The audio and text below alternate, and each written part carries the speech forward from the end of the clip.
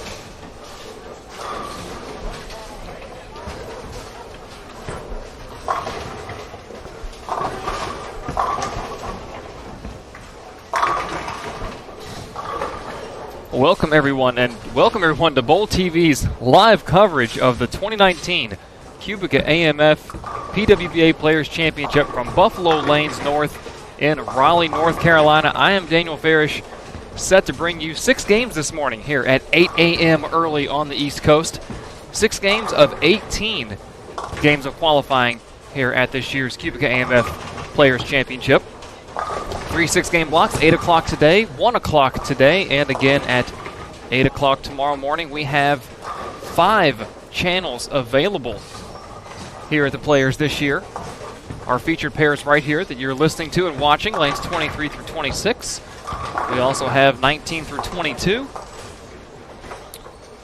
27 through 30, let's see, what is it? Yeah, 27 through 32, and then 33 through 40.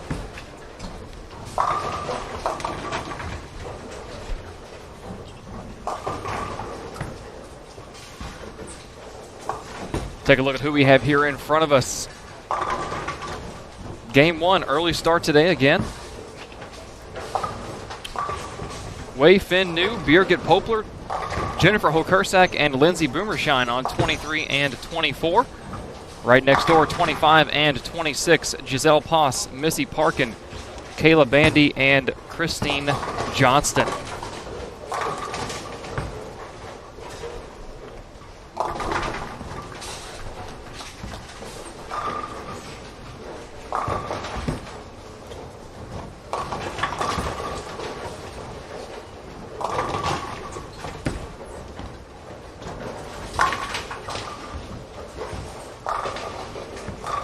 Unlike the last 3 events at the elite events, the oil pattern was released to these players prior to their 2-hour practice session yesterday afternoon. It is available online. Head over to pwba.com/live for all of the tournament information, results, standings that you need here from the Players Championship.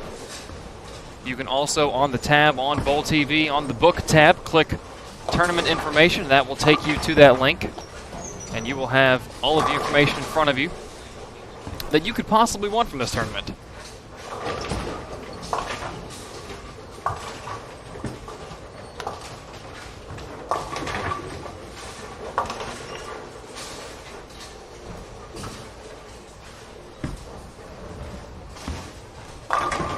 I mentioned, rough break. Nice shot by Birgit Poplar, pocket 7-10 on the double. Good thing is she has about 17 and a half games to recoup that bad break.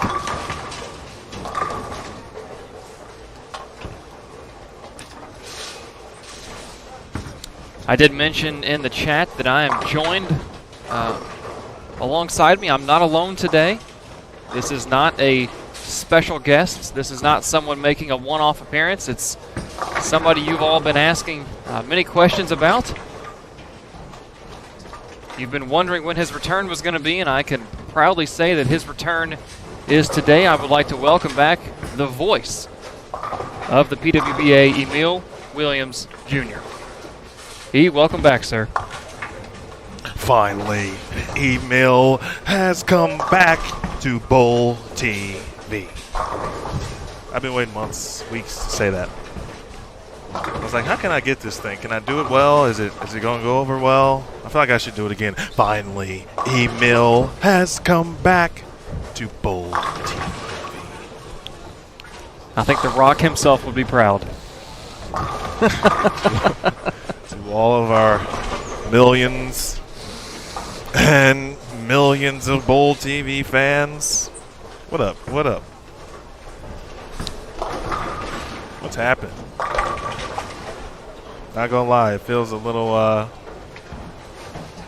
feels a little different. Yeah? A little bit. It's, I'm going to be rusty. I'll just say that. I couldn't even remember what day it was, which is not uncommon for me anyway, during yesterday's podcast shoot. But I certainly couldn't remember what time we started and what day and all that. So I'm still on the baby break. Appreciate all of the congratulatory messages and well wishes that you have given me and my family, whether it be through Bowl TV or social media. The little guy is doing well. Life is doing well. And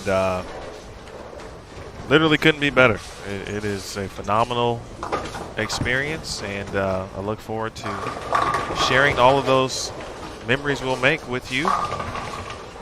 Got plenty of stories for you throughout the week for my first almost month as a dad, and we'll get into that certainly as we go on.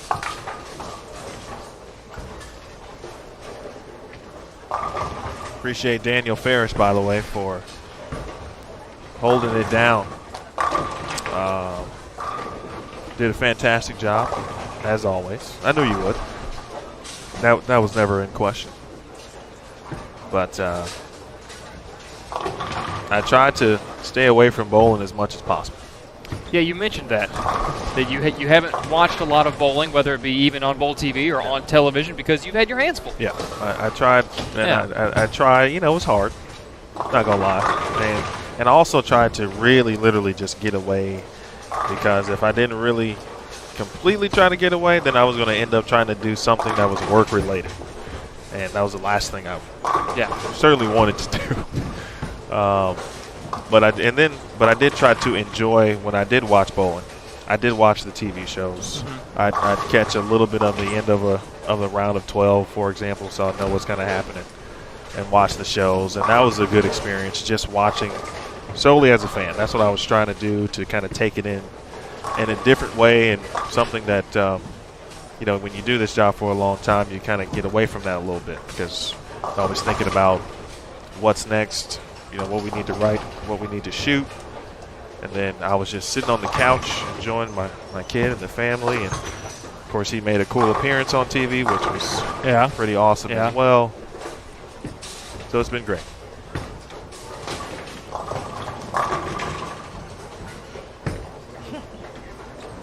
That's a fantastic question, Brian.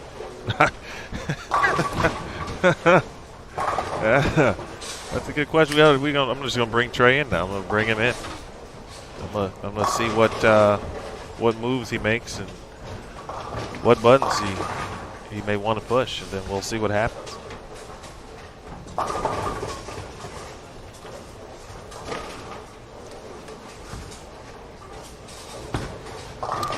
Well, I can say that you said you've watched the television shows. You've certainly missed a lot of excitement out here on tour in the 3 elite events. You were here for Connecticut for the main event, so to speak. But Louisville and Orlando each were exciting in their own ways. Outside of the TV show in Orlando, because anything on TV is going to be exciting. It came down. That final game in the round of 12 between Shannon and Danielle fighting for the #1 seed, and then Jordan Richard and Liz Culkin fighting for the final spot on television. Both situations came down to a final shot. And then in Louisville, we all know the excitement there. Dasha 300 on TV. Was pretty excited that my city can add its name to the list of televised 300s in PWBA history. I think that's pretty awesome in my book. Yeah, I've never seen that, obviously, in person. From a televised 300. Seen them, of course, via history, television.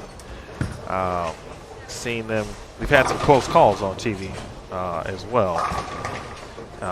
Recently, even within the relaunch, even this year, just with Liz Culkin shot 299, the first match in Tucson on the Bowl TV stepladder. So. It was, just from the TV perspective, you just kind of knew. And I was very impressed with Dasha making the move that she made. in the for the 11th shot to make that 1 and 1 left. And what a great show that was in general. And the last couple of shows, even the including the regional showdown as well. I greatly enjoyed that to get a glimpse of many of our young competitors, and was happy to see Kayla Bandy on television as well, and bowled very well. You know, just a few pins that didn't fall, a couple wrap 10s, for example. So, but all in all, the last couple of weeks have certainly been great, and this week should provide certainly its own level of excitement, because there is a lot on the line this week. It is the final regular season event. It is the third major of the season. It's the final event to qualify for the season-ending PWBA Tour Championship, certainly, as we all know. We talked to some players yesterday on the Bowl TV Central On the Road podcast, which is available on the Backstage channel. We talked to Diana Zavaliva and Valerie Bercier. Diana right now is the cut. She is the number. Valerie is less than 2,700 points behind her. And then, you know, from that spot all the way down to, I think there's 6 or 7 players. And obviously you could go on and on, you know, if you win the title. But if you happen to not, just from a points perspective, there's a bunch of players all within a reasonable number of each other, where whoever finishes above one another, even the folks who hopefully don't give too many back, if you will, and they have a poor showing this week, there's still a lot to be determined here this week, and so it should be very exciting. Yeah, last week, 2 weeks ago, the Orlando TV show, came down to Shannon and Danielle, the top 2 players in the points list. A win for Danielle there really could have made the Player of the Year race interesting, but Shannon took a pretty sizable lead after that event, so it is possible for Shannon to wrap up the Player of the Year this week. But to look at the other side of it, if Shannon has an off week and Danielle continues the great bowling we've seen from her, not just the last couple of weeks on tour, but gold medal in singles at the Women's World Championships in South Point, Las Vegas last week. So she took her talents to Las Vegas for the Women's Worlds and continued great bowling there. So if she can continue that, and Shannon O'Keefe has an off week, that gap could seriously close up moving into Richmond in 2 weeks. Yeah, it's playing out like it did very similarly to last season, where that very same thing happened, and it was certainly to everyone's surprise. Shannon had a tough week at the Players last year. That allowed Danielle to have the opportunity to extend the race essentially to the Tour Championship. The scenario was, since Danielle made the show, she needed to finish, she needed to either win or finish second to give herself a chance at the Tour Championship to win the award. She finished third, allowing Shannon to mathematically wrap up the Player of the Year at the Players Championship. And of course, while she was on the call for the show that week as well, she was the analyst. So in the booth, watching it kind of unfold, literally, and we got a chance to speak with her afterwards.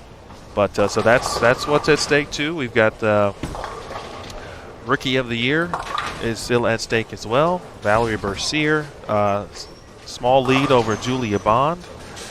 But both of those players also still vying for a spot at the Tour Championship. So we could very well know who our Rookie of the Year is this week. We could have both players potentially miss the Tour Championship. So still a lot to unfold in that particular race as well. So be sure to hang out with us all week long. And a full week of coverage. As Daniel mentioned, the schedule. We just kicked off, obviously, 8 a.m. Eastern. Then we'll be back at 1. We'll do it again tomorrow with another round of qualifying in the morning. And then we'll get into match play in the afternoon. What's today, Wednesday? Yes. Then Thursday, yes. Then Friday, 2 additional rounds of match play, 2 and 3. And then we'll know our 5 finalists. Saturday is a full day of Bowl with the Pro events here at Buffalo Lanes North. Shout out to Melissa McDaniel, the Buffalo family, 5 centers, family-owned, family-run business. As Bandy chops the 3-6-9-10 here in the 6th frame. But in wonderful Raleigh, North Carolina. I know some folks have been wondering from a weather perspective with Hurricane Dorian and making some moves. We are going to get some rain here tomorrow from what I understand. And apparently there is a meteorologist that Melissa knows. And they have they've been giving some updates and tracking things. And so there will be some rain tomorrow, but that doesn't look to be anything that would be too severe. Maybe some flooding, which is always dangerous in and of itself. So that's a tough break there for Jen Holkersack. That looked like a pretty good shot. Oh, I come back and just give people tough breaks. Not much has changed for me, apparently, on Bowl TV. Well, I've kept up that trend myself here in the booth, so it's not like things have all been honky-dory the last month or last 3 weeks with you gone. I've certainly brought my own black cloud to some of these players when they've hit our featured pairs, so I guess I learned from the best. Well, that being that's an unfortunate skill that you've acquired. that being Matt Canizero at the OC. Well, that makes sense. Then I'd say I also learned it from him as well. Nice there. Nice job, Jen Holkersack. Nicely done. Well, Daniel, you mentioned the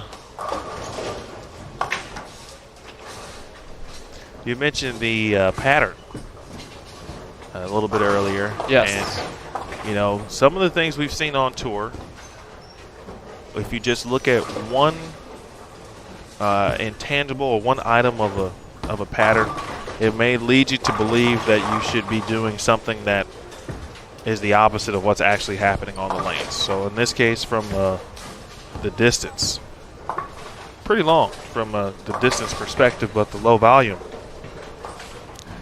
can throw you off a little bit.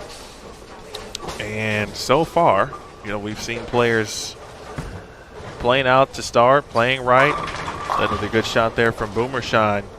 We'll talk about Lindsay here momentarily, but from watching a little bit of practice yesterday and then some warm-up this morning, if you could give us a forecast of what you think could happen as we continue to see this pattern put down, the players get smarter. There are already a few strikes that we're seeing on the fresh. Your thoughts so far? My thoughts are that a lot of players, as I watched in practice, this practice session yesterday and even out here this morning, a lot of them are trying to attack this pattern right of 5, right of first arrow. They see an instant hook out on 2-3-4, 3-4-5, and you can, if you look at the graph, it's kind of that instant hook is built in, plus the surface they're bowling on is a higher friction surface. So where there is dry, they're going to see a more immediate change of direction from the bowling ball than they would other lane surfaces. So these players are going right at that instant hook out on the gutter, and I think it gives them kind of a false sense of a false read, because every bowler wants to see hooks, so that's what they're going for. They're going for that instant hook. But on this longer pattern, if you miss right, or the ball burns up, or once the pattern starts to carry down a little bit, that break point's going to be gone. So it's kind of a fool's gold, in my opinion. A lot of the players I've seen having success in this pattern are right on top of like 9, 10, 11, kind of like a typical house shot area of the lane, right on second arrow. And they can just kind of move in from that point. I think is going to be the best course of action here, is if you start right on top of 8, 9, 10 and just go left from there. It's going to break down pretty quick, only 21 units. And with 21 units over 49 feet, it's a very thin amount of oil spread out on that long distance.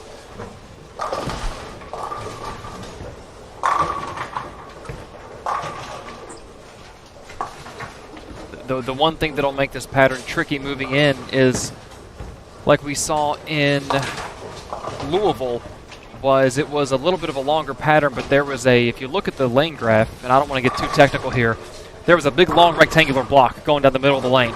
And basically that's hold. All the players were chasing that big block in and finding more and more and more hold. They don't have this on this pattern. All they have is 49 feet. The pattern kind of tapers off after, I think it's about 30 feet. So they don't have that mega hold to chase in. So as they start to move left, when the pattern starts to dry out in the track area, they might find some down lane hold just because of the length of the pattern, but the shape and the volume are going to make that hold minimal. So this is going to be a pretty tricky pattern. Well, you wouldn't expect anything less from, especially at a major championship. Someone is going to win the QubicaAMF PWBA Players title, and well, very well could be Lindsay Boomershine. Her recent history at this event bodes well. She's made a show in the last couple of years at this event, and also in similar fashion, you know, took a few events off leading up to this event as well. And you know, when she's done that in the past, and generally it has been, you know, from a family perspective or maybe a brief injury or something like that, just to make sure she's well and good. Remember she did that coming back from, you know, giving birth, for example, a couple of years ago, and seems to perform admirably. And you know, obviously there could be something that, you know, everybody needs a little rest, certainly every now and then. But she would be one player to watch out for. Obviously, our defending champion is Stephanie Johnson. What an emotional moment it was for her at this event last year, finally capturing that elusive first major championship. Well, who will it be this year? Do we have a repeat? Do we have someone different? Nice shot there from Missy Parkin. A lot of these players coming off some experiences at the World Bowling Women's Championships. One of those players is Yu Wei Fin, Eris Wei, and Team Singapore bowled at the Worlds. Of course, State of the United States have bowled the players here, so good to see them back out, as someone mentioned in the chat. Absolutely. Sherry Tan won gold at the Masters event at the World Bowling Women's Championships.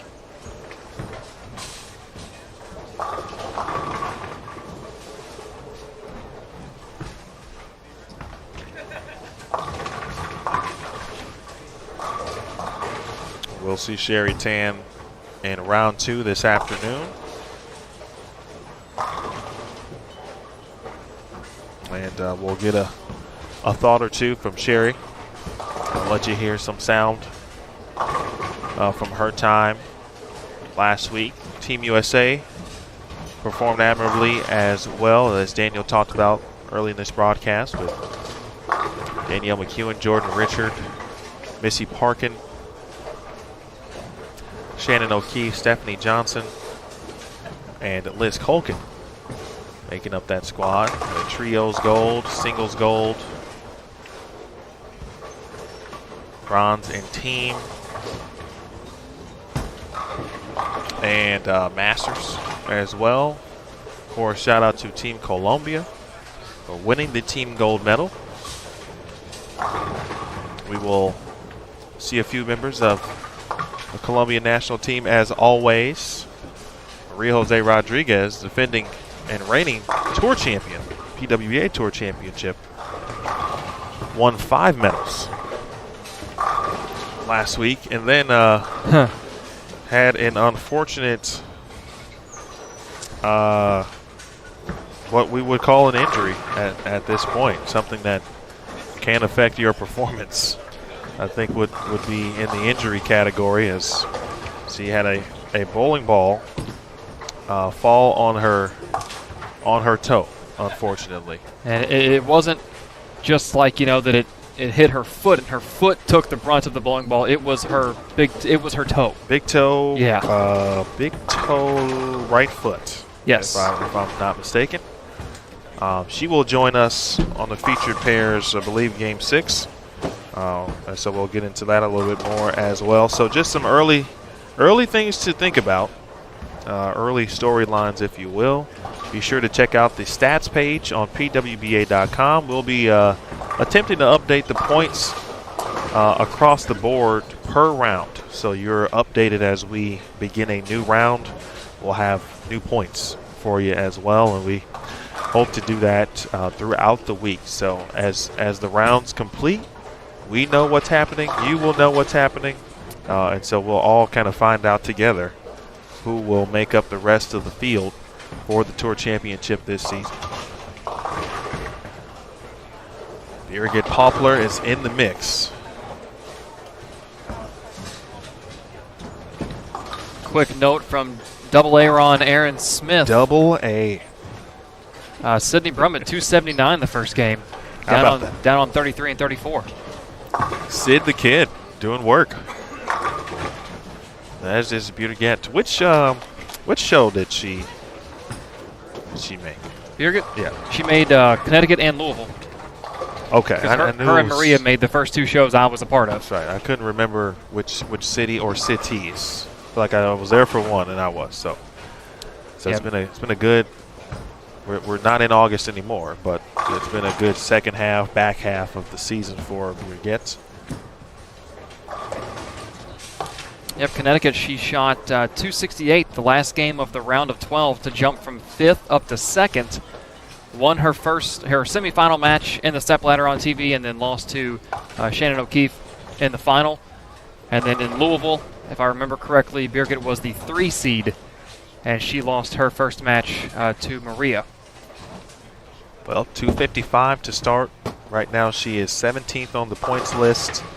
And if you watch the podcast that we talked about on the Backstage channel from yesterday, you'll notice that it will say Diana is 16th and Valerie is 17th. That's not technically true if you look at the points, but there's 16 players, obviously.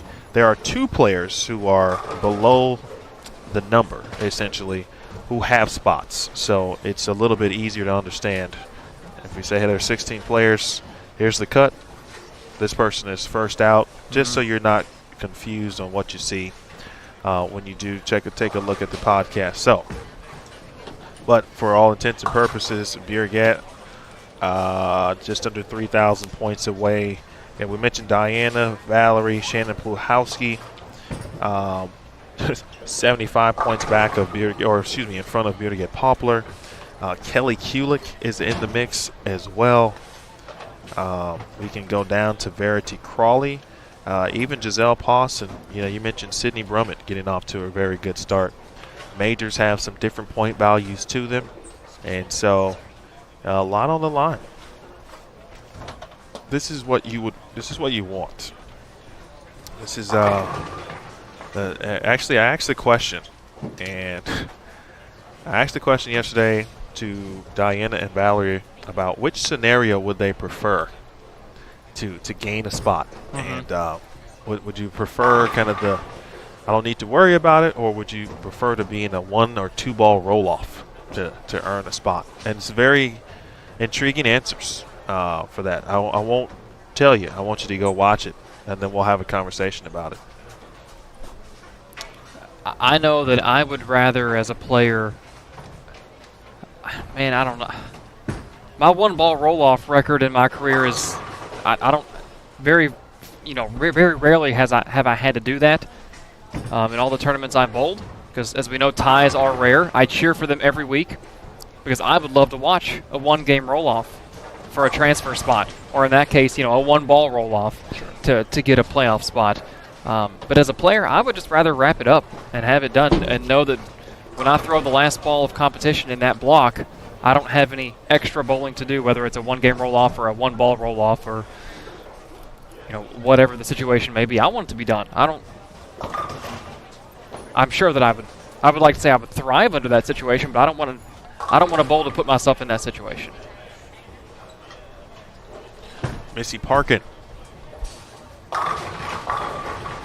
A shot there from Missy. 2 excellent shots here in the 10th frame. She's going to be in the 220s. Christine Johnston back with us on tour. She shoots 224. Kayla Bandy found the 1-3 often, but could not get the pins to fall. 165 with no strikes. 143 for Giselle Poss. Tough start for Giselle, but as Daniel mentioned, still several games to go. And that is the beauty of round number 1. I think both of those players got tricked into what I call that fool's gold, because they were both playing a break point of like 3-4-5, and their ball was too far right down lane. So like you said, Caleb was all over the 1-3 pocket, but just had no carry. And if you study these bowling balls and you watch them, and I'm talking more ball motion than I am the bowling balls themselves, when you put the ball in the correct area of the lane, the ball will show you that it wants to strike. It will carry swishers. It will carry half pockets. It'll trip 4 pins. And then it's up to you to fine-tune that ball motion and make the small tweaks you need to make. But if you're not in the right area of the lane, even if you're in the pocket, that ball is going to show you it doesn't want to strike. Yeah, 1 game down, 17 to go. 5 this morning for these players.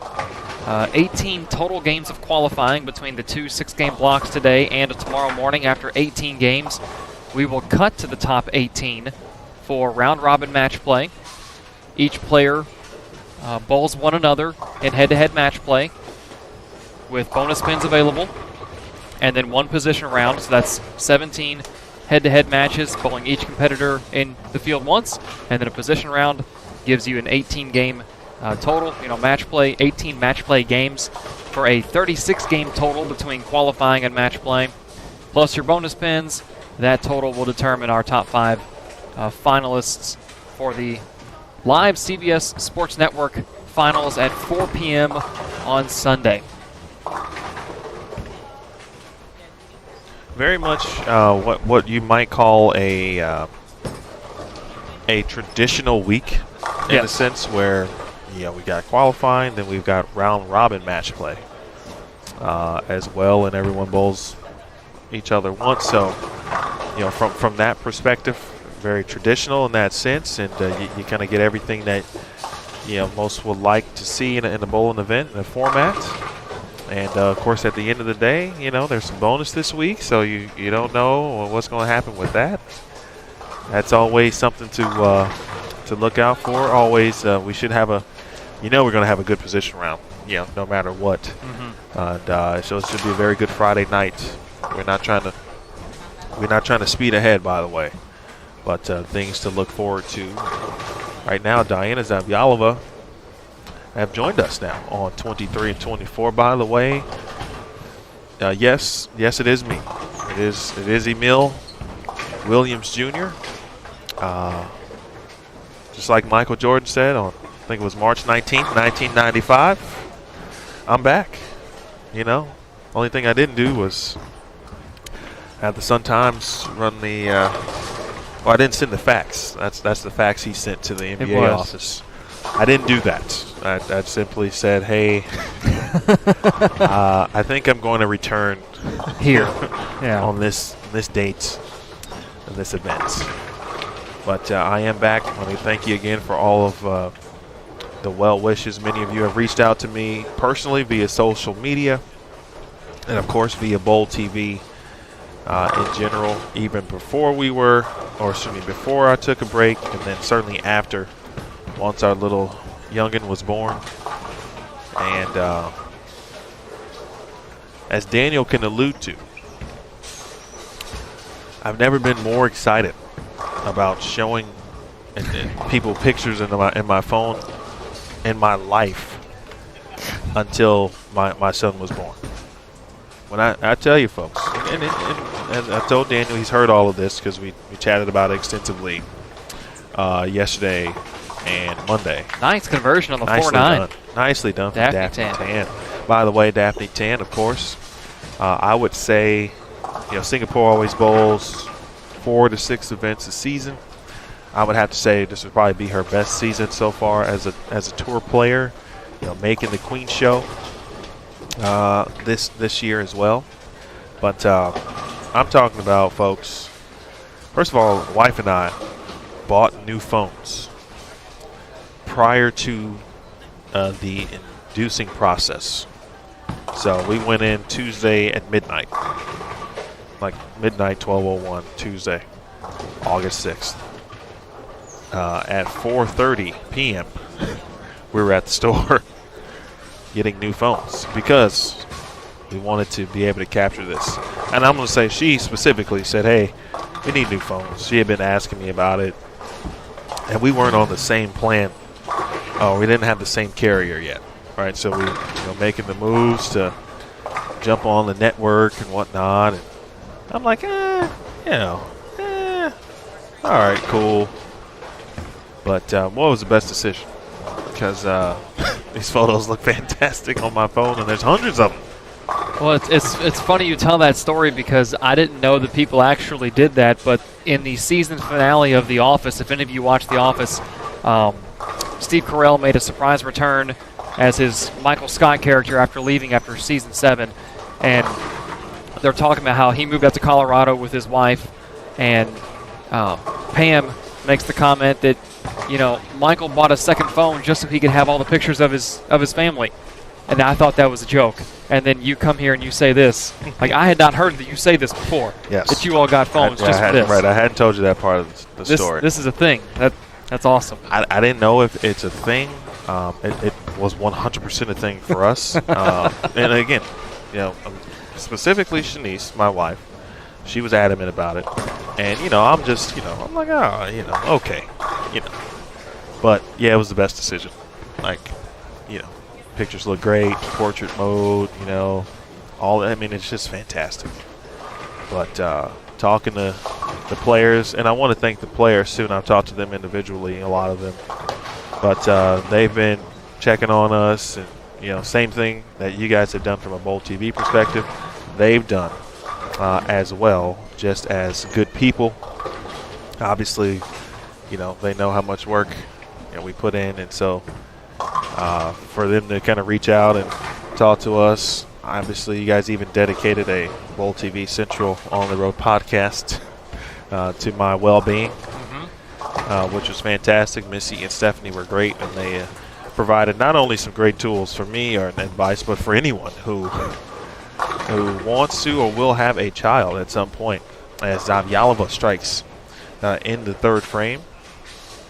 It's been a good last couple of months, or I guess last month.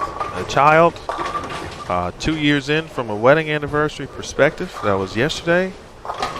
And this is everything you would want.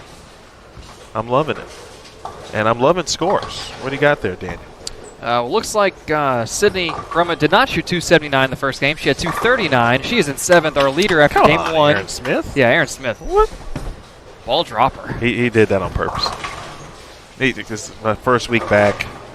He wants to throw me for a loop. That he had to do it. He did it on purpose.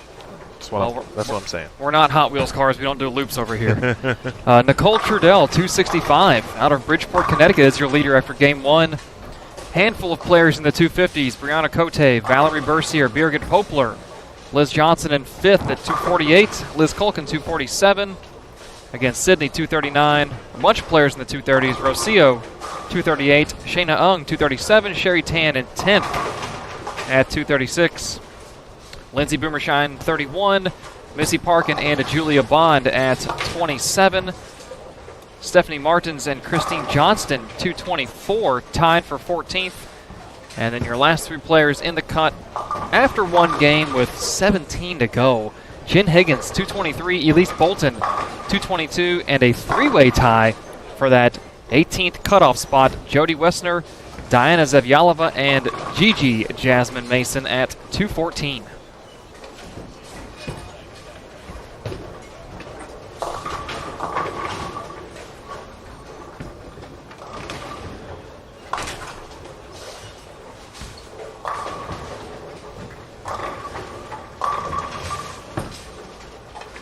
I want to thank everybody again for tuning in. Let's say hellos to, let's scroll all the way up. Let's see, Roderick, Don, Jennifer. Congrats, Jennifer, by the way. I know out there competing in Orlando. Even made cookies that I did not attempt or get a chance to sample, and that's still disappointing for me on a personal level because my stomach was very upset as I watched from afar the crumbs that I saw left on social media. Deborah, Chris, I just saw your note about the Dodgers. Again, Chris, as we talked about before, I'm not a Dodger hater by any means. My thing is, if you're gonna talk some trash, about baseball, at some point, these guys have got to get over the hump and win the World Series. I mean, you can't keep telling me that they're the best team and they get to the World Series but can't seal the deal, man. So, you know, I know they look great. Cody Bellinger is the man. So, you know, we can have a conversation about it. Chris was giving me some flack. I think it was in Orlando about on the chat about being a Reds fan, and I said, which one of our teams won the World Series last? Yeah, that's saying something right there. And the Reds have been pretty bad. No disrespect. Oh, that's my point. But yeah, Hosan, Bonnie, Will. Hope all is well on that point. Will, looks like everything's good on our end that we know of. Ray, Aaron Smith.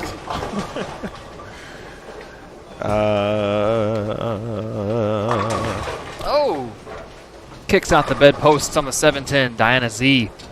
Nice shot there in the fourth. I mentioned Brian McDonough, Michael Stromley. Aaron Cook, my man. Appreciate you tuning in, Aaron. He was watching Beer Get earlier. Michelle, of course, is here. Hey, Michelle. Hope Zaya is well also. John Goodman, thank you, sir. Appreciate you tuning in.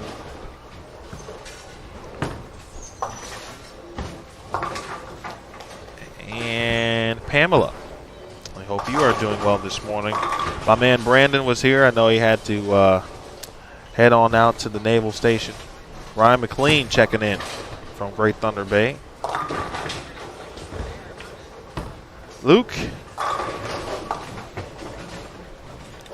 I don't know if Luke's been waiting 2 weeks to get back on the just to see some PWBA, or I assume he's not talking about just to hear me. And if that would be the case, that would be extremely flattering, Luke. That's me being like a 1% vain person that I am not.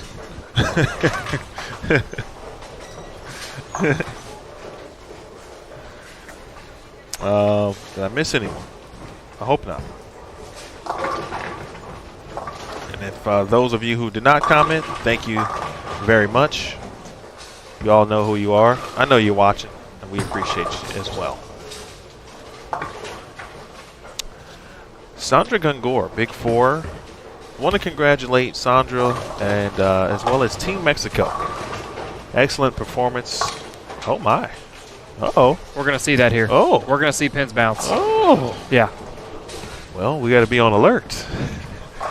We might have to pay attention to every single 7-10 that we see on the feature pairs here.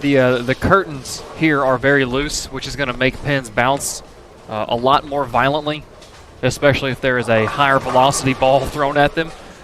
So yeah, pins are going to bounce in this house. I like that higher velocity ball. The phrases and words of one Daniel Farish. Something I can only hope to achieve when I throw my bowling ball. Zavaliva. Give it to her. Gets him to go. She's got 3 in a row. Finished the point on Team Mexico. After it looked like they might not even participate in the World Championships, they were essentially reaching out and looking for sponsors to help fund their expenses and whatnot to participate at World Bowling, the Women's Championships last week in Vegas. And they have a great performance, ended up making the team medal round, earned a bronze medal. And so shout out to Sandra and Lily Robles, who also competes on the PWBA Tour. Excellent showing on their behalf. Aseret Zetter is also on that team. Yep, she bowled the Queens the last couple of seasons. I believe Ileana Lomeli. Paola Limon, who used to bowl at Savannah College of Art and Design, or SCAD as is affectionately known as. 3 in a row there from Haley Richard. Haley in her sophomore season on tour, and has shown significant improvements over the course of 2 seasons now, and only a matter of time for Haley. Had a good combo with her yesterday. Just talking about bowling, and she hadn't been able to practice like she would normally want to or has been. Oh. 9-pin will stand for Zavaliva. But Richard got back in the lab the last couple of days prior to leaving out. She was out in Vegas with her mom supporting Jordan and Team USA at South Point.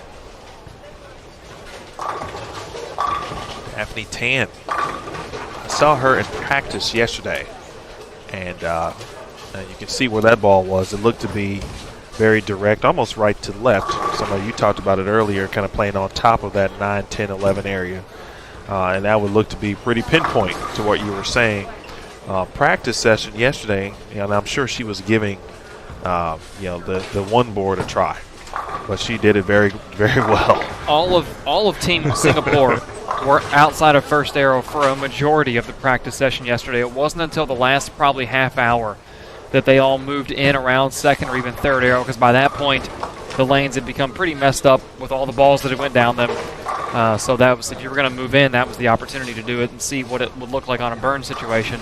But yeah, Team Singapore spent a lot of time on top of or outside of first arrow yesterday. You see Gongora getting one right, and again what Daniel talked about, where there is some wiggle, and the pattern is still long, and it will show you that it's long in certain situations.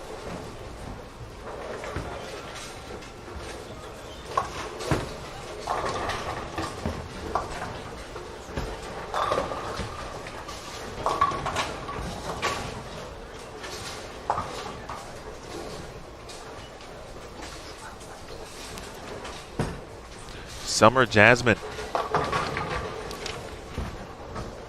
A couple players that I was expecting. Some folks to kind of turn that corner, and as they continue on with their careers here on tour. And sometimes it doesn't go as planned, but I think Summer with a good opportunity this week. Of course, I've been out for a minute, so I'm forgetting some events that I know I would have known prior to being up all night for 3 weeks. But I know Summer has had some good events. There's one that's leaving me where she had a good opportunity to make the show, and it may have been earlier in the season, but still seeing the improvements. This event to me, first of all, it's open to members only. That's the first thing. So thank you to all of the players this week for being PWBA members. That is, this event, it certainly is part of your membership, essentially the opportunity to bowl this event. But this event to me is always an opportunity, as is every event. But the players is a kind of a week long. We know it's a major, and you just never quite know, right? You got some ideas on who's going to make it, right? But to me, it's always a chance for the players who may be in the next tier. Just did 3 fantasy drafts, and so always thinking about tier 1 running backs, tier 2, right, tier 3, and there's clearly some players who would be considered tier 1 on this tour based on their performance. A lot of players who would be next in line, and then certainly some tier 3 type players and different things like that, maybe, or just steps away, inches away from turning the corner. Those are players who have that opportunity. I feel like they can make moves. There's some players still on the fringe of making the tour championship in that regard, who players you say, man, they've been struggling this year. I forgot about them. Well, here they go, making a run at it. And so those are the things I'm kind of hoping to see, selfishly, and to be quite honest, just because you're always hoping for a great show, obviously, some excitement, some intrigue during the week. We're going to have that no matter what. But I'm definitely a fan of someone just kind of breaking the mold completely. Someone who you just did not account for whatsoever, and they force you to pay attention. Well, and what we could see this week is someone, for instance, that might not be in the conversation about making the top 16 based on points, and they come out and just win the tournament outright to win their spot. It's day one, and Tennille is keeping it loose here at Buffalo Lanes North.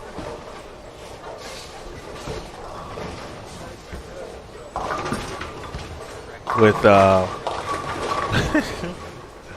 it's not the first time I've seen her do it. No, but it same is the here. first time I've seen it in person, wearing the extremely large bowling shoes. Gongora in some trouble here. A lot of red numbers for SG here in Game 2. This is Game 2, by the way, if you are just joining us. My name is Emil Williams Jr. If my voice feels somewhat foreign to you, it is because that I have been out for the previous 2 events while on paternity leave. Just getting that 7-pin there is Haley Richard. And, of course, with Daniel Farish, whose voice you should be familiar with at this point because he did not take a break. In fact, he filled in, and he's done a great job. So much so that he's going to hang around for a bit. Yeah, the original plan was Connecticut, Louisville, Orlando, and then that morphed into, well, why don't you come down to Raleigh for the Players' Championship? And then I got the call last week, what are you doing in a couple weeks? Why don't you come to Richmond for the Tour Finals? And what's great about that, and I think I may have talked about this on here before, is I am born and raised, grown up a NASCAR fan. I actually worked for a race team for about a year and a half in what's called the ARCA series. ARCA is like AAA for NASCAR, basically. And a family-owned team right there in southern Indiana that I grew up watching the dad race. I've been friends with the son for 30 years, and I actually worked and traveled with them. And we traveled everywhere from, short tracks in the Midwest that you've never heard of to we raced at Kansas, Chicagoland, Talladega, Daytona, Kentucky Speedway, Gateway. So I've seen both sides of the sport, not just as a fan. There's 3 sides. There's the fan side. There is the employment side, whether you're a crew member or a driver. And then there is the media side. And I've seen all 3 sides, but media I've only really done in bits and pieces for iHeartMedia back home at the radio station a couple years ago. So I'm really going to be fully in-depth into the media side of it in 2 weeks with the PWBA and the USBC, and I'm really looking forward to it. Well, as someone who has known you for a very long time and had certainly an understanding of your love and involvement with racing and NASCAR, and I know at first, obviously, you weren't going to attend the event, and then when you told me you were, but I was secretly saying, well, hopefully we'll get a chance to go.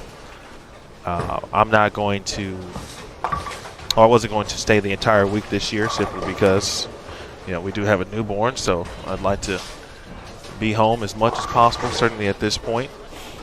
And I'm like, well, maybe, you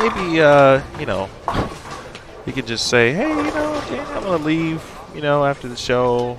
Well, why don't you just come in and just enjoy the NASCAR part. Don't worry about anything else. People will just be like, yeah, he came in for the race, but yeah, it's okay. We told him he could do that. It's fine. The guy loves NASCAR. So I was hoping that you would have that chance because of your actual love of NASCAR. And as I told you last night, as someone who, and I've told you this many a times, until they make a right turn, probably wouldn't watch NASCAR a race on television. And we always talked about that in a joking manner, and I've watched a few, and I've actually gone to a race with you. That was interesting. Oh, back home. Break right there. Yes, you took me to, I think was it a figure 8 racing. Figure 8, yeah. And that was actually really cool. Yeah. And so seeing what we saw and what you'll see, you've seen it, but you might even get a different appreciation somehow. DZ. Why didn't she like that shot? Off her hand, her body language was disappointment. And that off her hand, I liked where it was, the arrows. I knew where it was going to get to the break point. the ball motion was perfect. It looked like maybe, just maybe, she thought she might have missed her target, potentially, is what I'm thinking. But perhaps she might get a different appreciation for it, because I was like, oh, man, this is dope. Like, Richmond? Yeah, oh, yeah. Yeah. Just, just getting a different perspective in another sport and watching what those athletes do to perform at their best. And everyone around them, the team, the crew, being track level and seeing all of that, the player introductions, really, really awesome stuff. Took a lot from it, and got a great understanding of why they're pretty successful in that sense.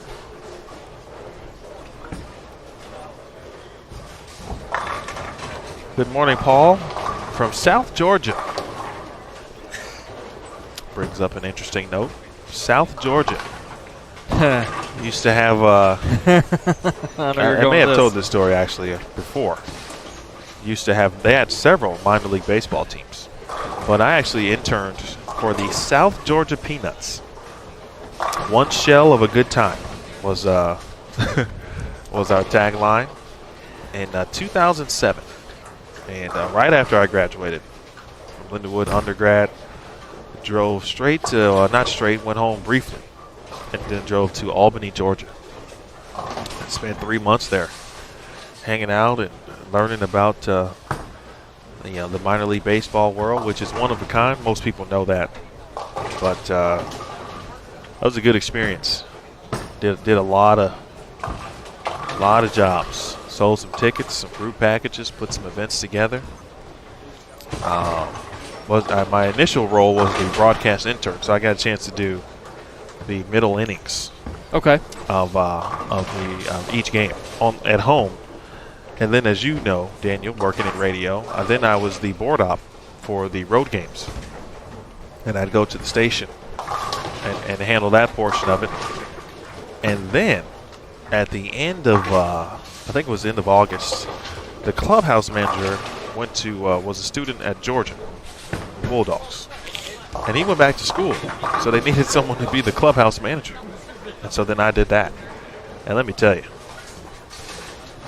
we get up early on tour, but the way the days worked, very similar. A full day, you got to wash the clothes and make sure the jerseys are ready to go the next day. You got to get the pregame meal and snacks ready, and the beverages and whatnot. And man, I'm talking about just bone dead tired for like the last 40 days of my time there, man. It was late nights, because you can't leave.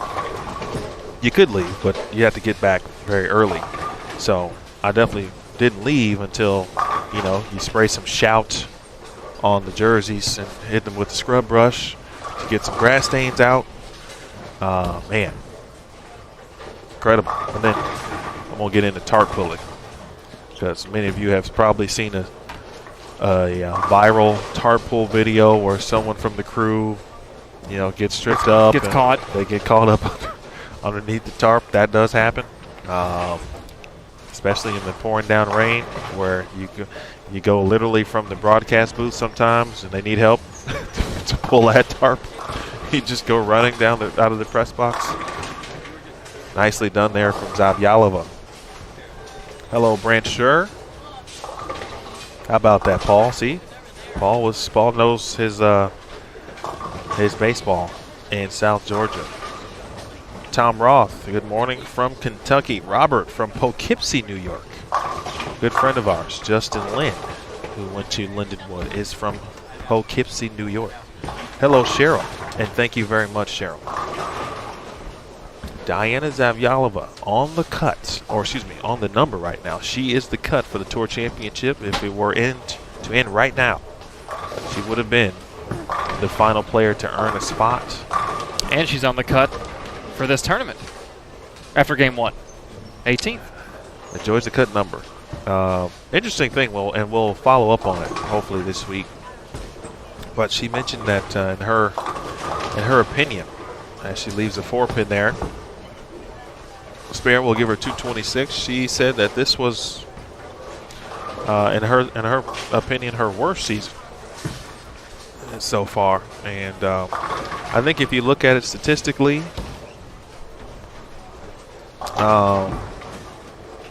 from that vantage point, I could see where she would say certainly something like that, because I remember, I think it was 16, boy, Diana was in the top 5 almost every week, but just missing the show. Unfortunately, we had 4 players on TV and whatnot at the time, and so the formats were slightly different. So, I mean, she finished 5th probably 6 or 7 times, was in the top 8, 10 times. I mean, she was just phenomenal, but just couldn't get to TV.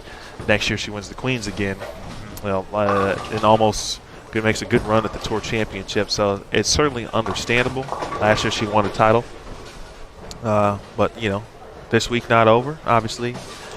She's fighting for her life, as she said yesterday. And after this break, at the end of this game, we got some sound from Diana. Yeah, I had the opportunity to talk to Diana this morning. And I mentioned that you're a 2-time major winner. You're on the cut. You mentioned to Emil this has been one of your worst seasons out on tour.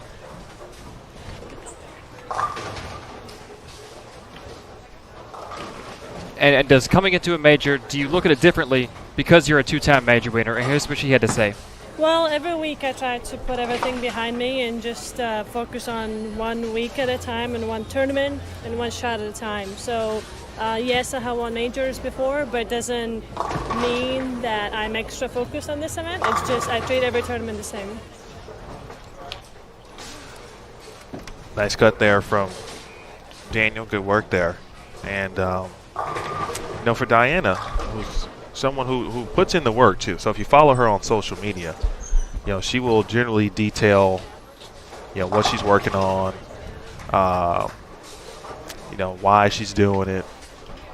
And she went through that last year during the break in July. Came out first event, came out swinging, won the Tour. Won the St. Petersburg Clearwater Open, which was sponsored by Pepsi. And this year she made some changes and felt like she was throwing it great. When we talked to her early in the season, I remember talking to her about this, and for whatever reason, the results just weren't translating to what she envisioned. And so to this point, because of who she is and, her attitude about the game and her competitiveness, she has not allowed what to her is a tough season to completely remove her from contention. And that's week in and week out, and certainly in contention to still make the Tour Championship, because that's someone who can win it. If you make the Tour Championship, you got just as good a chance as anybody else. Maria Jose Rodriguez made a nice run last year. All of her matches went the full max 5 games and went on to win the title on television. So I'm hoping we're going to do some bracketology again. Last year, I don't know if you saw that or if you talked to Aaron about that. I have not. I did not, and I have not. But we last year for our on the road, and I'm expecting to have the large bracket board. So there's a large bracket board, has every player's name. Hopefully, we're doing the faces, and I'm hoping that we're doing these things while I'm talking about them openly. So, but last year, bracket board, large board. We had you've seen the player cutouts, the full or the full size, full length version of player cutouts that we have on tour. Each center has them, and then they also are at the Tour Championship.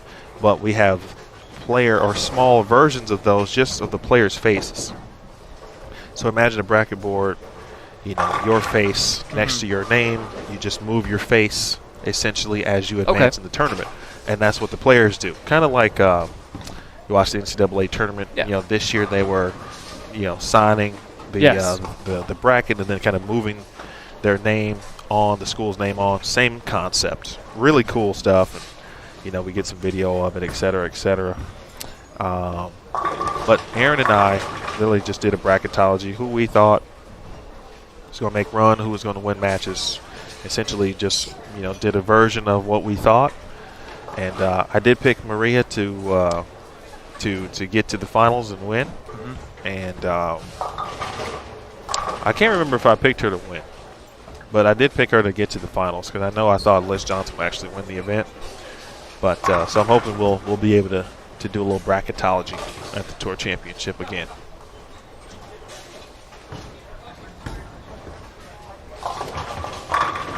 Game 3 here at the 2019 QubicaAMF PWBA Players Championship from Buffalo Lanes North in beautiful Raleigh, North Carolina. This game, the players we saw on 23 and 24 just made one move to the right, everyone moving one pair to the right. This game, we see Bernice Lim, Ashley Galante, and KT Simpson on 23 and 24. The skipping procedures here on tour are different than what you would see at most tournaments. Most tournaments at an amateur level, you might skip a predetermined amount. Move 2 pair every game, move 1 pair every game, what have you. Here on tour, to keep it fresh and keep it different, you're moving 1 pair, then maybe you're moving 4, then maybe you're moving 2, or then maybe you're moving 3. It's all over the place, and it's just one more variable that these players have to contend with. It's just one more thing they have to think about. If you know, okay, I'm moving 1 pair every game, you don't think about it. It's not on your mind. It's natural. You just do it. But when it changes every game, it's one more small little thing they have to worry about. On top of a bucket load of other more important things, like managing ball motion, picking the right ball, playing the right area of the lane, concerning yourself with your shot making. Some players watching scores, watching their opponent's scores, watching the cut line. Oh! Ashley Galante makes the 4-6-10 out of the big 4. Trips the 6 into the, not trips, but knocks the 6 into the 4. Not enough momentum to get the 7 out.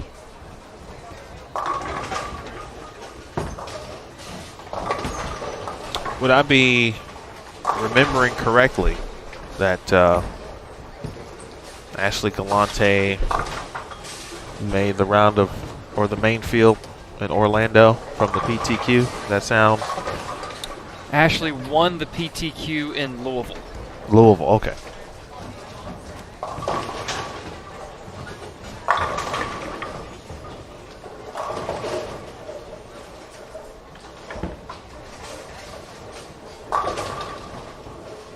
Yeah, she won the PTQ in Louisville, and then she did advance to the main field in Orlando as well.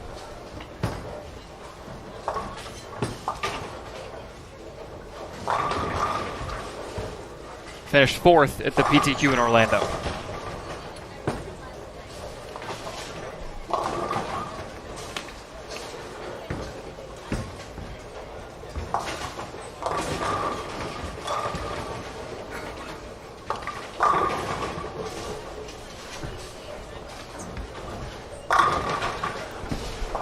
Gore looks like she has made a move right based on watching some shots in the final couple of frames on 23 and 24.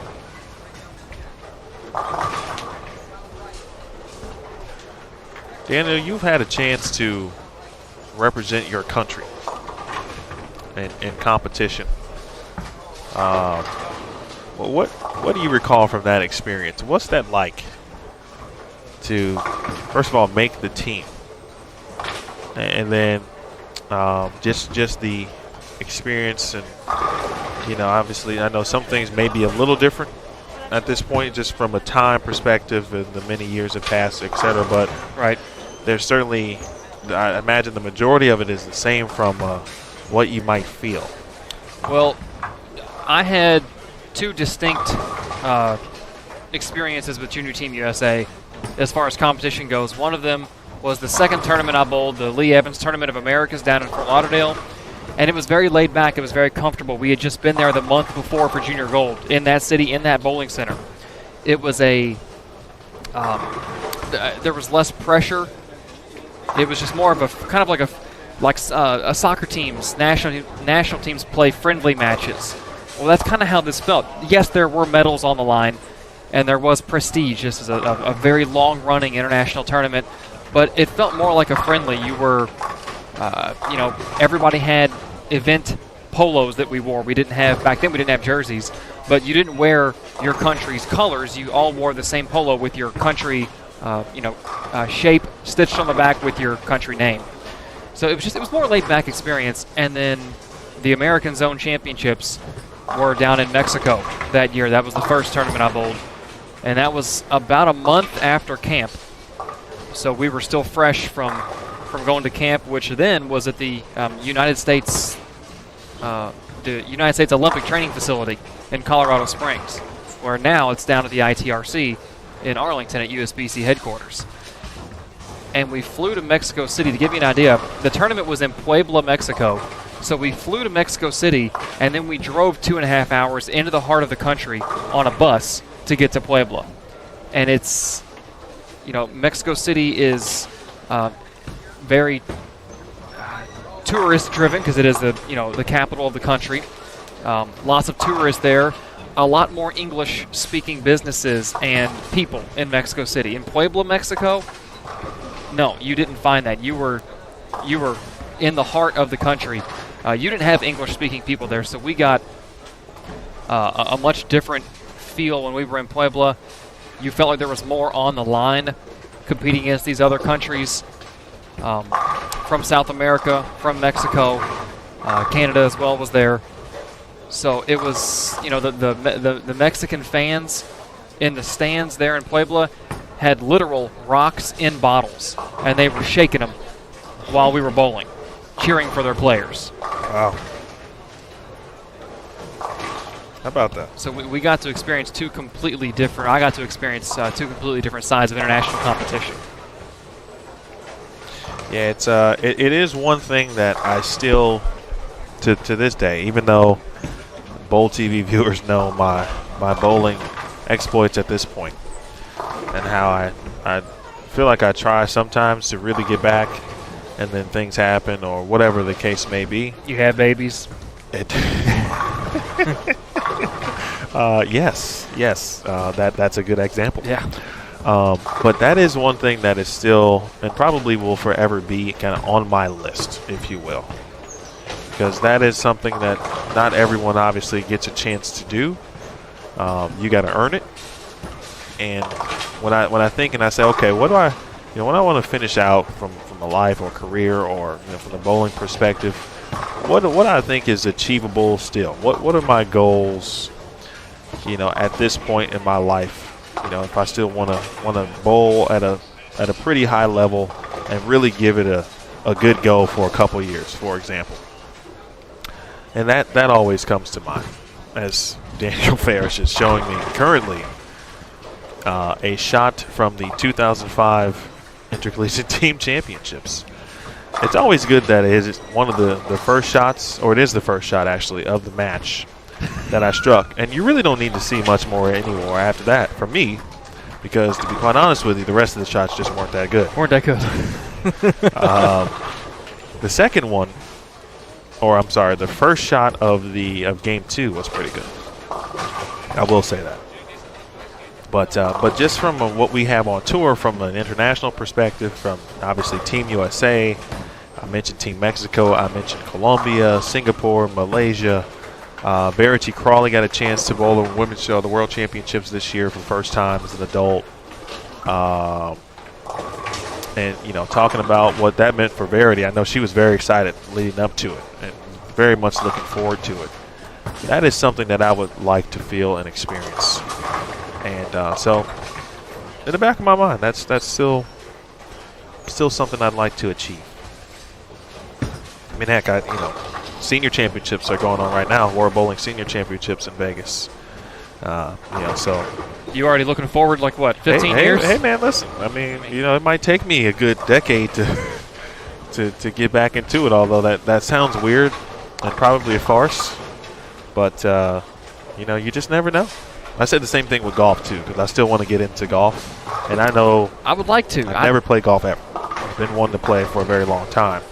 And I'm like, well, hey, if you get good at it, maybe you can get out there on the senior tour, which also sounds like a farce. But see, my problem, and I'm going to stay on the bowling thing real quick. What we have to hope you and I are what we would consider strokers. We're very straight, very north to south with where we throw the bowling ball. We don't hook the lane. We don't wrist it. We don't snap on it. So we've got to hope that all these newfangled two-handers and these high ref guys, by the time they hit 50, are done. And then we can get out on tour. But to your point about golf, we are so competitive. Any athlete, is competitive, whether they compete in a team sport or it's an individual sport like bowling. For the most part, bowling is an individual sport. And you want to be the best at whatever you do. And I know that when a bowling ball comes off my hand, 99.9% of the time, if it goes right, I meant to throw it there. And if it goes left, I meant to it goes where I want it to go. And golf balls don't. They go wherever they want to go, off wherever I hit them off the club. I would say the face of the club, but I guarantee you, not 50% of the shots I take with a golf club, the ball hits the dead center face. So yeah, golf is foreign to me. Oh, that's I got to get into that game. KT Simpson. That one read a bit early, and she leaves 3-6. Well, how about the last couple of weeks for KT Simpson? She was quite impressive in Orlando.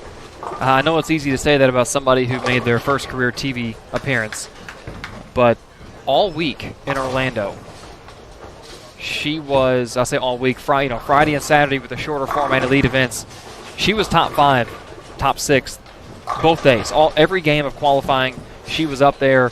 You never felt like she was going to bowl herself out, and then she performed very strongly on Saturday morning to solidify her position inside the top 5. She bowled excellent. In the regional that following day, she steps up in the 10th frame. The last game of qualifying needs all 3 strikes in the 10th to make the stepladder finals of the regional, and just pures all 3 of them, and then runs the stepladder to win the regional after making TV the day before. Well, you can't really script it any better than that. No. If you're not going to win the national title, right, but you make the show, get a good experience there, then be in a position that you need all 3, as we say, an athlete's dream, a bowler's dream, all 3 in the 10th frame to make a cut, in this case make a step ladder, and then run the ladder. I mean, that's about as good as you can get right there. Yeah, KT was one of the players that I spoke with this morning before bowling, and we talked a little bit about, okay, you've had some time now to take a look back at your TV appearance in Orlando, and what were you able to learn from that?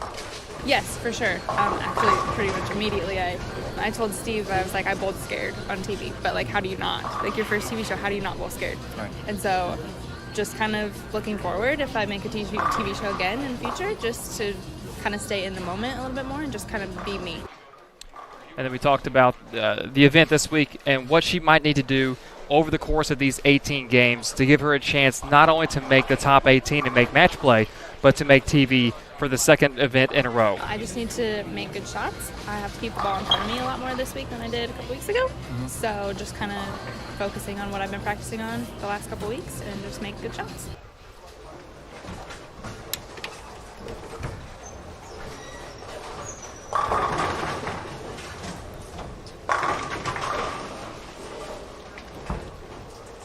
I've already noticed watching her in practice yesterday and her preparation this morning, getting ready for Game 1, her TV appearance has already changed. How she's approaching. I don't know if she's noticed it or not, but I noticed that she just looked different. I don't really know how to explain it. It's just something you notice. It's like that X factor in a player. She looks different to me.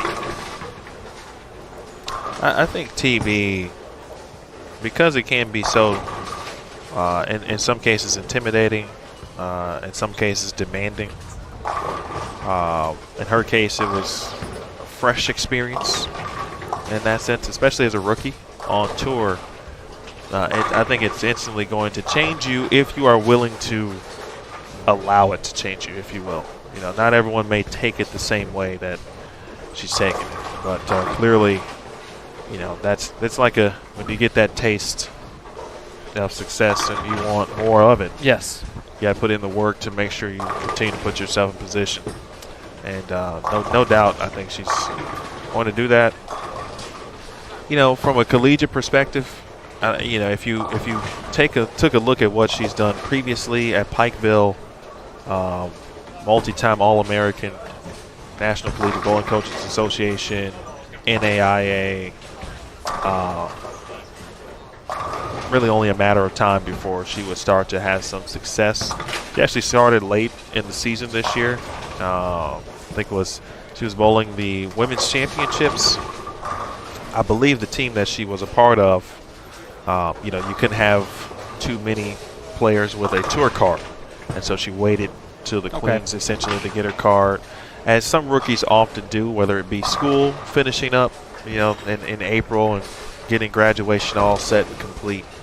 But the Queens is often a starting point for rookies on the PWBA tour, and you know, didn't take her long to see success and certainly to make TV, and you know, and then the regional program, which, you know, thrilled that is certainly back, because that's an opportunity for a player like Caitlin, who is new, who is a rookie,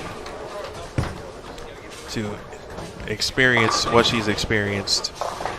So all in all, excellent work from KT, and shout out to Blake and Adam. And also KT's parents, certainly, who have traveled quite often with her this year. And good to see some good success stories early on. Well, and we're going to see more KTs out there. You know, I talked about this in Orlando during the regional, that there are going to be some off-season regionals that are going to be held. We talked a little bit with Neil about that last night. So that, you know, that was talked about 2 weeks ago. And that's going to give more players like KT an opportunity to get their feet wet, so to speak, at this level. So, you know, with these off-season regionals coming up, and of course the regional program continuing next season in 2020, who knows how many more players like KT we could see out here on the PWBA Tour at the main events. Certainly looking forward to it. That's what it's about.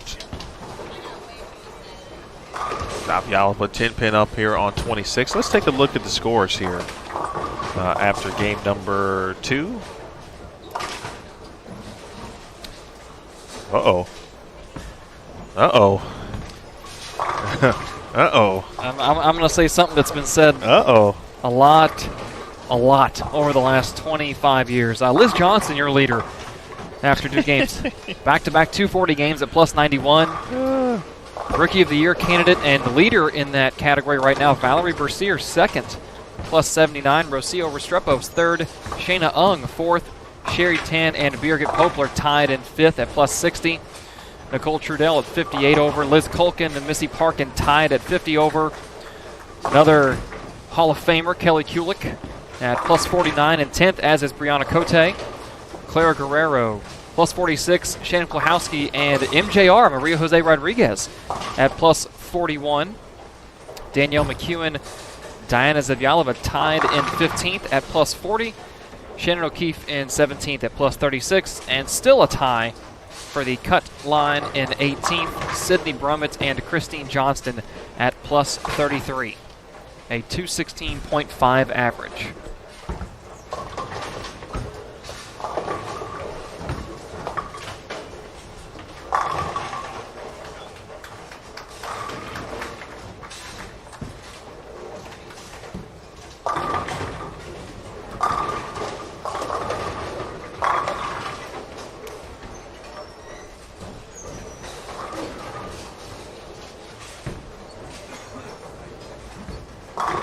Take a look to our left and our right. Diana, the leader as far as our featured pairs are concerned with the score of this game. Not one string off to our left. Stephanie Johnson strikes spare 5-bagger over on 27 and 28. Missy Parkin 4 in a row in the 3rd through the 6th. Down on 31 and 32. But outside of those 2 players, not too many strings here in the immediate area. We saw a few on the fresh, but it looks like Elise Bolton down on, What do we got there? 40, 38, 36, 33.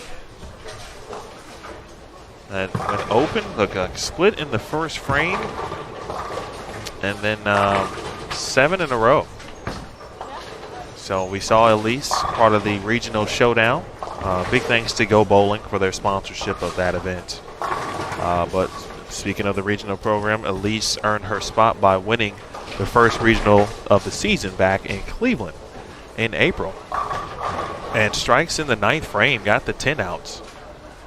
And so we'll keep an eye on Elise Bolton. Of course, you can keep an eye on Elise Bolton if you'd like.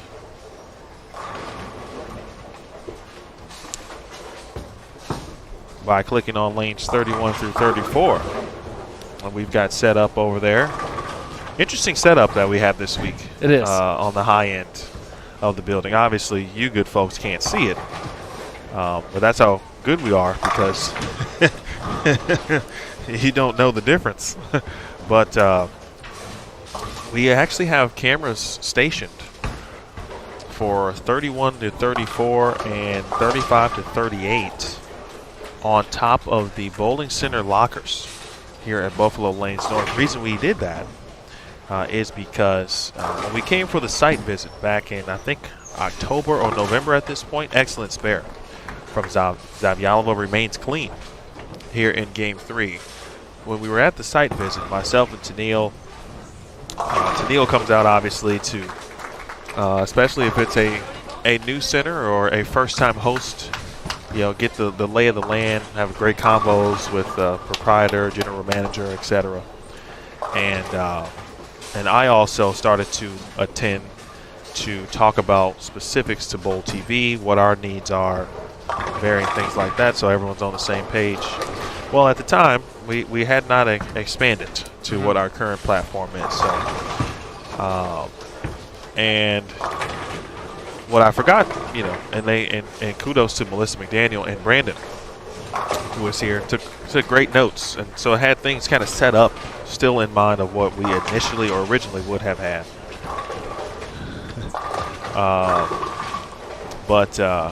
And so we were kind of set, or they were thinking that, hey, we're going to have one channel, basically. And when I chat with them, I kind of forgot to say, hey, we've expanded.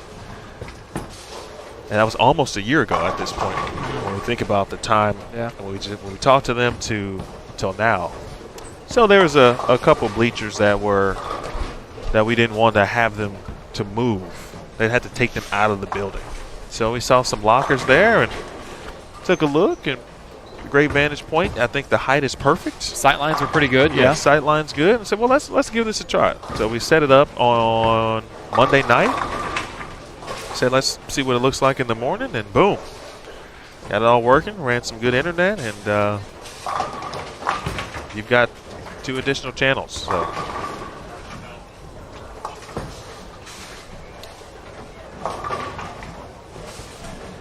Elise now stepping up in the 10th, down on lanes 33 and down on 34, actually. Chance at 279. She is the last player that is plus in the field. She's actually even, so she's not plus, but she's not minus. She's 26th after going 222, 178 her first 2 games.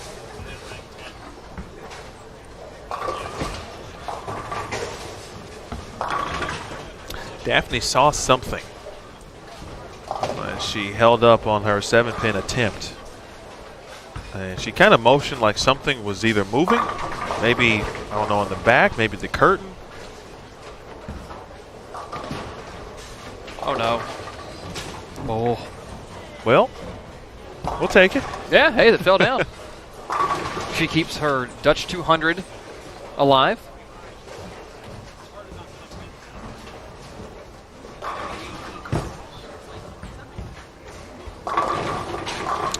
Couple questions in the chat. Rebecca, no. Regional schedule has not been announced yet. So be on the lookout for that once all stops and whatnot are final. You'll certainly see the release on that. In regards to players such as Leanne. I mentioned that someone mentioned CDB. Leanne is bowling, and she is part of the senior team at the World Bowling Senior Championship. So Leanne is in Las Vegas this week, representing Team USA. CDB was in the field originally here at the Players Championship, but had to withdraw for reasons that I am not privy to. But she was supposed to bowl, and but had to take care of some other things. Nice shot there from Tan.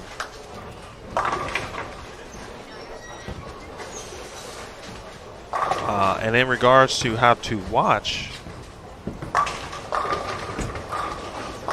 the World Bowling Senior Championships, I believe just head on over to worldbowling.org, and they'll have the information, pretty sure, that you need. And if someone else has some easier ways, or you know right what to do, looks like the next live broadcast will be pretty soon. So head on over again to worldbowling.org.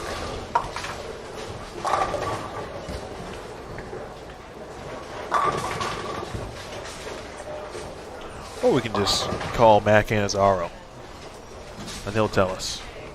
Shout out to Maddie C, by the way. Oh, man. DZ, big double for Zavaliva. But Canizaro, some of you may or may not know who he is. If you bowled the Open Championships at some point in your life, you probably have seen him. Maybe you've had the pleasure of meeting him. And if you do, that's generally a good sign. Yeah, it is. Because you've done something either notable or have a really cool story, or you just saw him at the hot dog stand and you struck up a conversation. But Maddie has been at first was at the Women's Championships, World Bowling Women's Championships for 10 days. It's still in Vegas.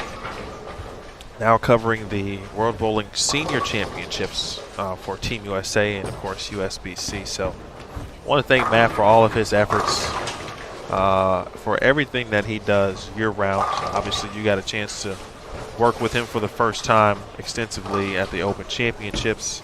Aaron and I have previously had that pleasure, of course, at that event specifically, and obviously since that time. So we all know how much he is dedicated to what he does and making sure it's right, it's accurate, and all of the above. You can't stress the amount of work that Matt does, and I feel bad talking this much about him because I know he's not somebody who likes to be put this far into the spotlight. But just to give you all an idea, while we were in Vegas for the Open Championships, he also made trips to France and Peru for Pan Am Games and for youth international tournaments. Then he went to Detroit with all of us for Junior Gold. Not 3 days after Detroit, he was off to, I think, back down to Peru. I think so. And then there was another international tournament. Dominican Republic trip in there too. He had a Dominican Republic trip, and then now he's back in Vegas for 2 weeks. So you want to talk about a lot of travel. Matt is our resident Team USA. Yes. In a sense, beat reporter, if you will. He covers Team USA, both junior and adult teams. Has done live streaming certainly in the past as well. DZ 3 in a row for Zavaliva. Diana looking very comfortable. And the Latvian native.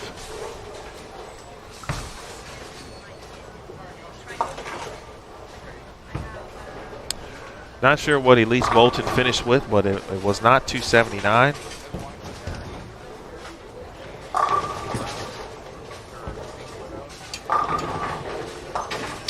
Vaughn, hello. Good to see you back. I'm sure you've been watching along throughout the previous couple of weeks. Appreciate you tuning in as always.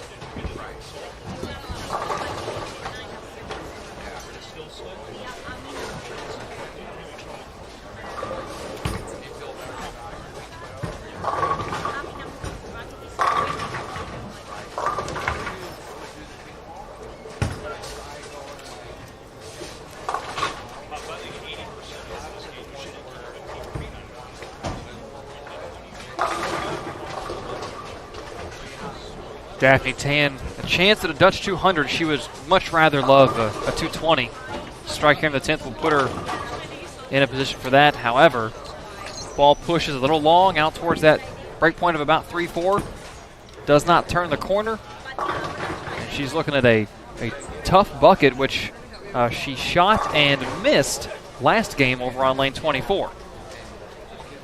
Some players choose to shoot this straight on. Some players choose to hook at it or throw a spare ball and go more right to left. Multiple ways to attack it. Let's see what she chooses to do as Diana Z finishes off a nice 242 game. 214, 226, 242 for DZ here this morning, halfway through this qualifying block.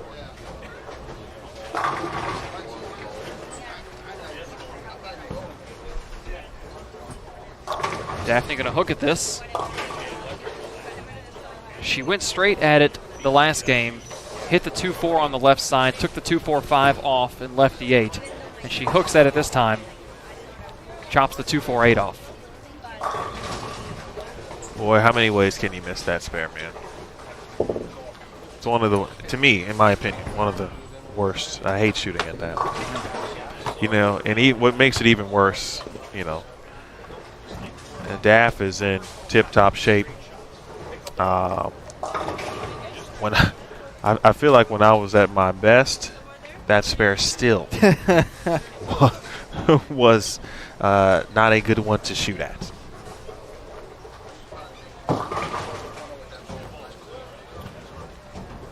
I feel comfortable saying that you and me at our bests would be a lot of these players if they haven't picked up a ball for a couple weeks.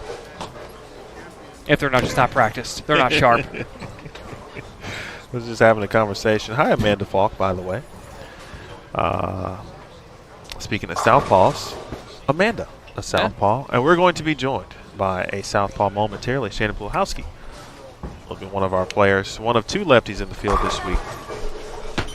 Just having a conversation about spare shooting with my wife a couple days ago. And I can't remember what we were watching. Might have been, we surprised her dad, Shanice's father, at League last Friday. And it's the first time that young Trey had been in a bowling center.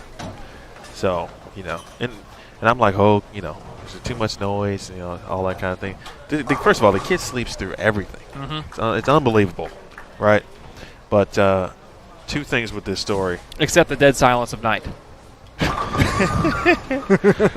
Yes, but we do have our electric bill probably going to be up a little more because of that, what you just said. We now kind of tend to keep the TV on for some light noise. Okay. So it is not dead silent. So we go to the bowling alley, and I guess we were just watching League, and we started talking about spare shooting, and I was like, man, I remember the days where, I mean, I literally just didn't miss a spare. Like, that was the best part of my game. And she goes, you're right.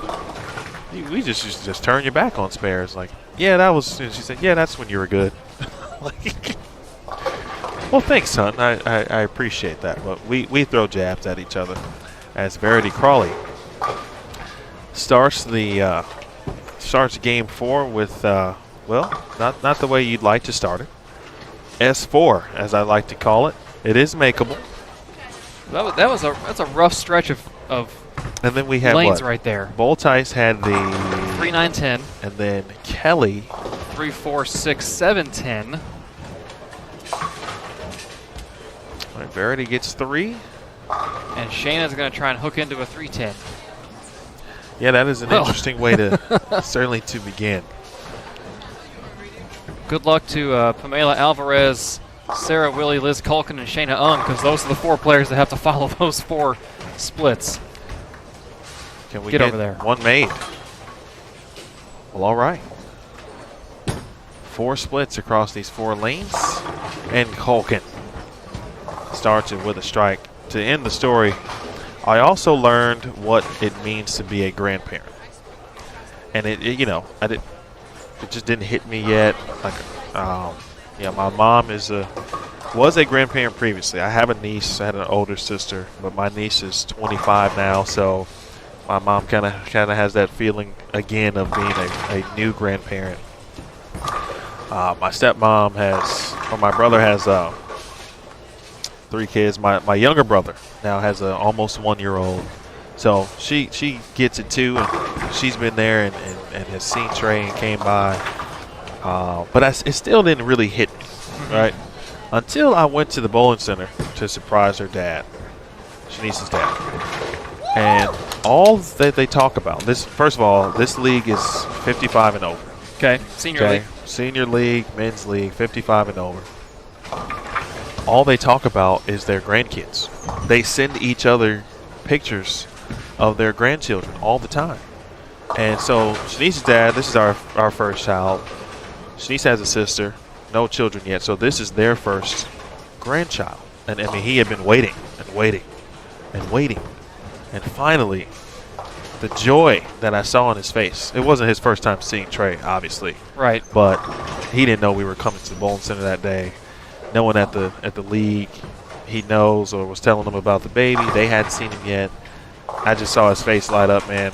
And at that moment, when they started talking about each other's grandchildren, and it was like, hey, I finally got mine, and he's going to be great, and he's already doing this. And I was like, wow, this is what it's about. This is why grandparents love their grandchildren. Like, I didn't get it until all the way until I saw that. Pretty cool stuff. Those are the little nuggets that I'll be sharing throughout the week that I have come across and that are somewhat eye-opening to me about so far my nearly 1 month full of being a dad. Well, we were talking, you, me, and Curtis Von Kruger and Tennille were talking at dinner a couple nights ago, and Tennille said, you know, like, as a parent, you know that a lot of these memories happened when they were that young, but you forget about them because time goes by so fast and so much happens. So you may want to write some of this stuff down. Just write down these memories. Very, very well could. Kathy Waka mentioned something how, you get in the mode very early on of a newborn. You take a lot of photos, and maybe you take less, a little less as they get older. And so just thinking about how to preserve, obviously it's easier to do, and even to the point, man, it might be worth printing some of these things out, some of these photos, making what now is an old-fashioned photo album, but just so you have it. You never can be too sure with technology. Well, these players aren't too sure of this pair, these two pair right now. It looks rough. It looks rough. Kelly now going light, essentially, 2-8-10, after going through the face on lane 23. Voltice has figured something out here in frame number 3. After her 2 opens, Puhalski then went light left to bucket on the left lane and takes care of business there. We'll see what Sarah Willie has to offer. Crawley now back on the right lane where she went through the nose and left the old S4 in frame 1. Lane 26. Get over there. All right, good shot there.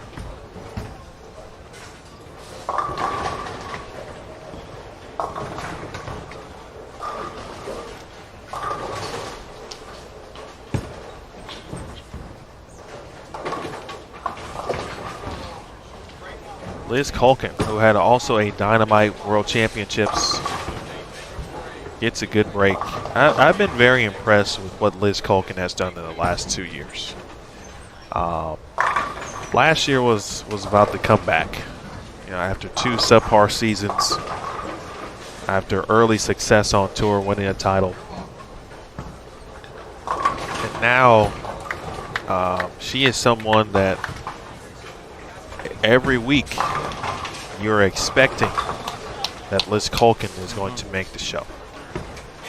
And, watching a little bit of the World Bowling Championships last week, seeing the growth, just seeing her in a different element, like away from the tour, but still in obviously a high-level competitive mode. And I just said to myself, wow, it's really impressive to watch her bowl. The time and the effort, the improvement that she has has come to is really something, and it's fun to watch. So she starts double 9 spare. Dasha Kovalova, meanwhile, talking about improvement. Fellow brand staffer, of course, on Brunswick.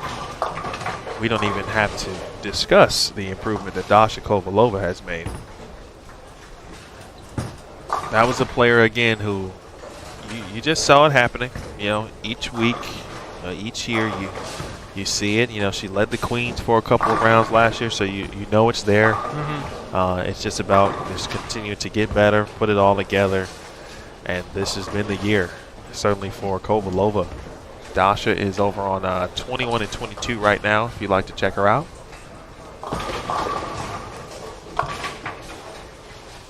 Good morning, KC. Hossein, thanks for helping out John there with the schedule. We appreciate that. Bonnie, we appreciate you letting us know. 100%. Thanks, Roland. Appreciate that. Good to hear from you as well. And same thing for you, Mike. I got it. I get it. I'm very early in the game, obviously, but now I'm looking forward to being a grandparent, but I've got a long way to go. Well, good Lord. 7-10 here for Shannon Pluhowski.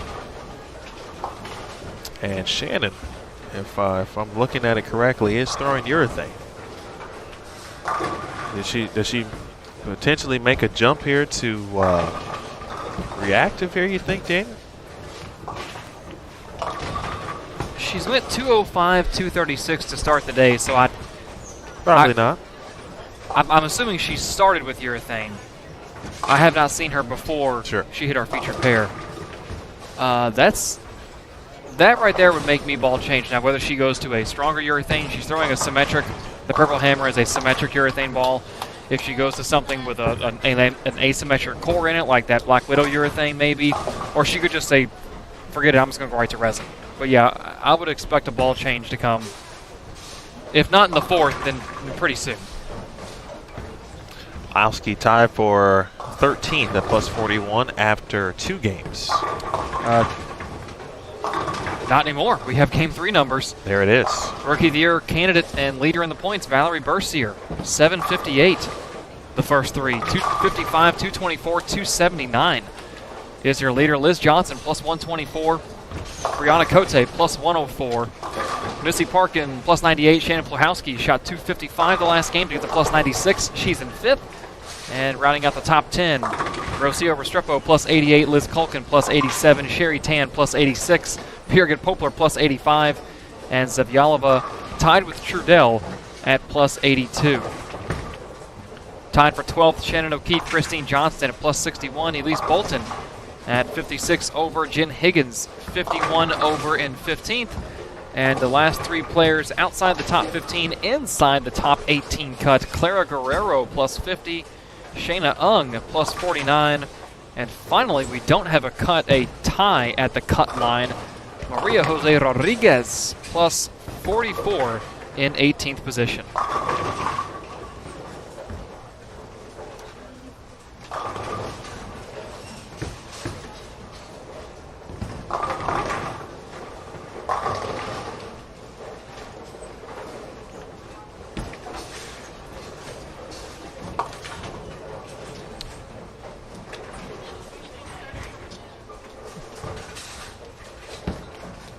Looks like Shannon is sticking with that Purple Hammer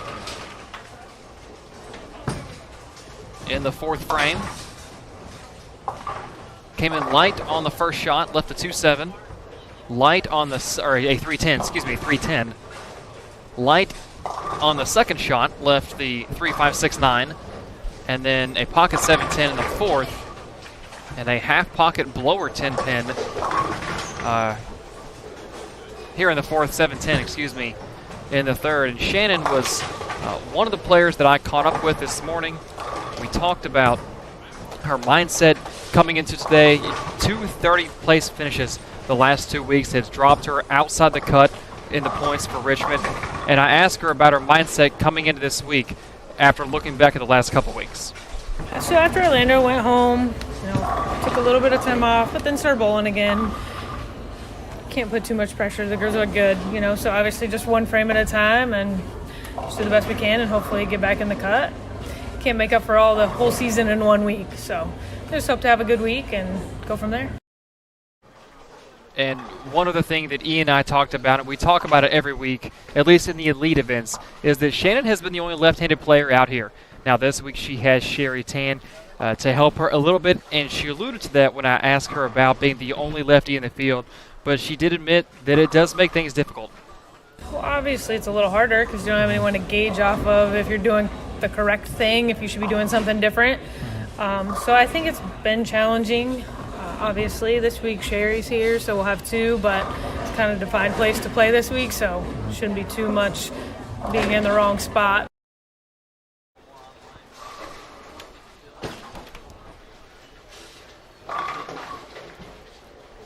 Good words there from Pulhowski. Nice work there from Daniel Farish. Set up perfectly like a former radio reporter. That was well done. But to Shannon's point, well, first of all, I did ask her. She's next door. She's just next to me. And I asked her,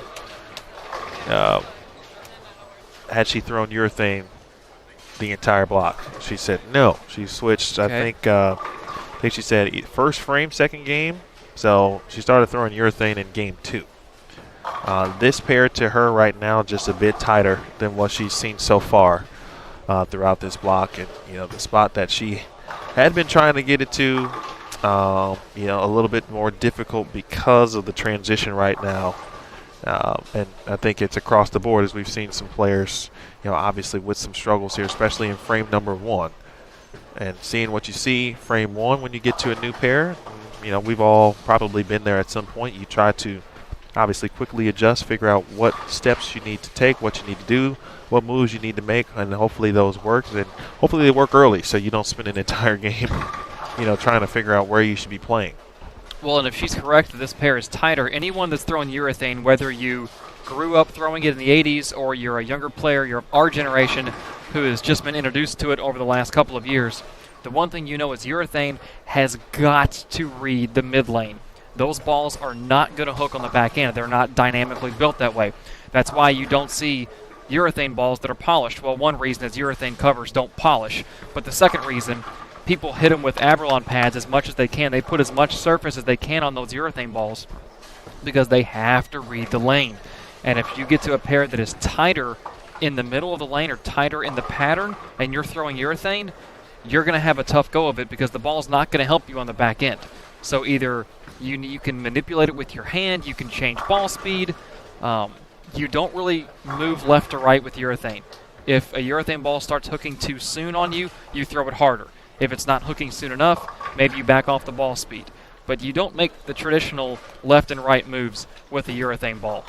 You adjust speed more than anything else. I am someone who hasn't thrown urethane a lot in life, period.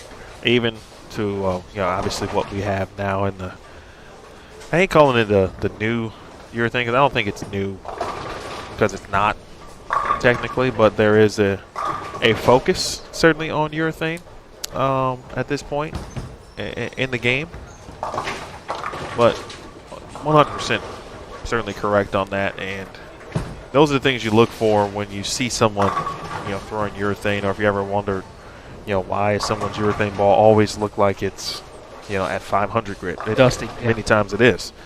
Well, that's the reason why. What Daniel just talked about, what he described, and you see what Shannon is attempting to do, and it's not your first time watching Shannon play the lanes, and so she's got the urethane in her hand, generally trying to keep the angle pretty straight, as you mentioned, not trying to give away certainly the pocket because the recovery situation will not be there. And so she can get it to read in the spot that she had been getting it to, which has been so far the problem or the struggle, specifically on this pair. And obviously with 255 in game 3, no struggles as of yet. Good question in the poll, or excuse me, on a Bowl TV poll, shout out to Aaron Smith. Do you have a urethane ball in your bag? It's a good question. I am intrigued to know. As I just mentioned, my answer would be no at the current time. I have thrown a version of what could be considered a newer urethane ball. And, same characteristics, everything that you just described. It's got a hook in the mid lane. If it doesn't, you're probably going to leave a bucket. At least for me, 100%. If you miss it at the bottom, or you get it too quick, or et cetera, et cetera. Now, the one thing that I just now thought about during this trial run is that I did not have a lot of surface on. And so that would be one thing where if I were to give that a whirl again, I would start with that situation. I'd start with a lower grit surface on the bowling ball as well. And Nick Hoagland jumping in the chat here, kind of talking about the pattern. And it goes back to the variables that I was speaking of earlier that all these players have to contend with. And this shows you just how evil Nick Hoagland can be. And these guys that know how to build these oil patterns. You've got a high friction surface, the lane beds that we're on, the lanes they're bowling on. So a high friction surface with a super slick oil with a low volume on a long pattern. So the ball wants to hook because of the high friction, but then it doesn't want to hook because the oil is very slick. But then it wants to hook because there's not a lot of that oil, but then it doesn't want to hook because there's 49 feet of oil out there. Have fun.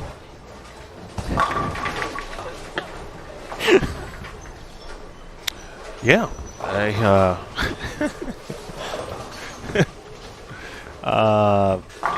That's what we have certainly come to expect. Kulik. Well thrown shot. Talking about making adjustments. What was it? The 3-4, 6-7-10? 3-4, 6-7-10. Then the 2-8-10. First two frames for Kelly Kulik, and now strike, spare, three-bagger. Taylor Boltice figuring things out. Four-bagger now for Taylor, who got in a day earlier because, of course, Taylor from Florida and, of course, dealing with Hurricane Dorian and some flight delays, cancellations, etc. So she got here a day early in preparation and trying to make sure she was good to go. You see Pluhowski kind of nestled up against the ball return. Oh, wheel. I thought that was good. I thought it was good enough. Speaking of thought that was good, Brianna Cote with the front seven. Ah, boy.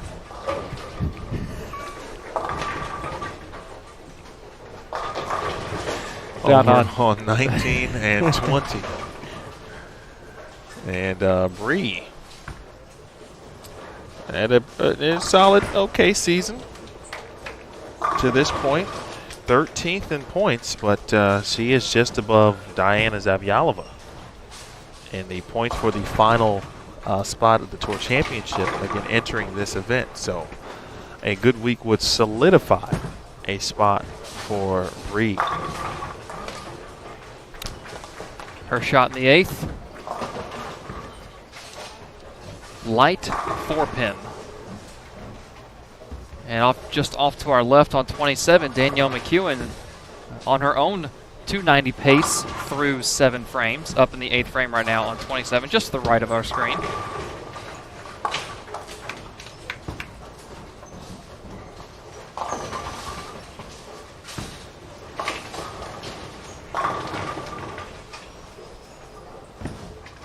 But to put a bow on the urethane discussion, if you're someone who just bowls league once or twice a week, I don't think you need one in your bag.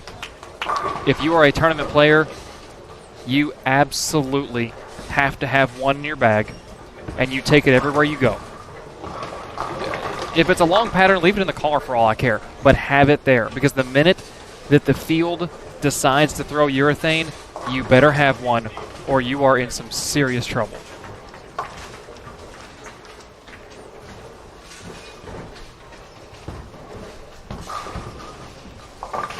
Game 4 of 6.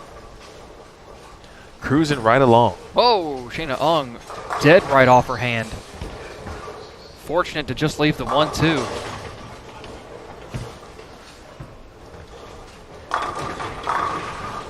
Shayna, a champion, a 2-time champion on the PWBA Tour, won the Las Vegas Open in 2018, the Sonoma County Open this season in 2019.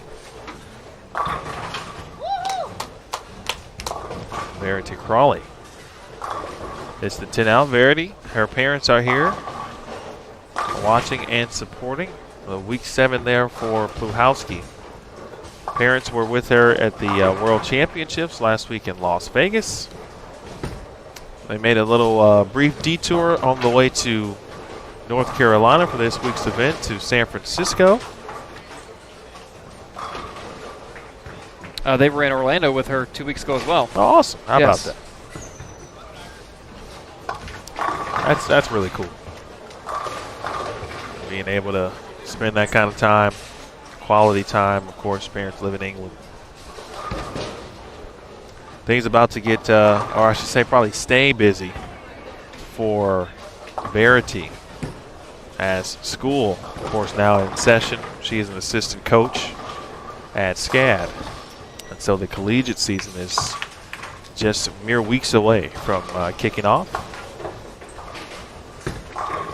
Quite a few of our players in the field are involved in collegiate bowling. Kayla Bandy at University of Maryland Eastern Shore. Of course, Shannon O'Keefe at McKintrey. So it's a lot of these players in their own ways giving back to the younger generation. Oh, absolutely. Good Lord. Wow. Zone 7 for Shayna Ung. The list goes on and on. Josie Barnes, Yeah. assistant at Vanderbilt. Nice shot there from Kulik. Ooh. Well, this is around the time where Kelly last season started to kind of look like Kelly again, if you will. She was, and sometimes you just looked and said, wow, that is the Kelly that I always know and love. And could this be an opportunity for Kelly again to make a show here at the Players? Last year she finished second. Use that momentum to ultimately finish second at the Tour Championship last year. Back to the collegiate side of things, mentioned Josie Barnes. Brandy Branca is the head coach at Maryville University. Tanya Raumemper was a graduate assistant at Mount Mercy University this season. I believe she will be back, I think. Not here this week, but Chelsea Gilliam is head coach at Bethune-Cookman. Of course, USBC Hall of Famer as Liz Colkin gets the 7 to go.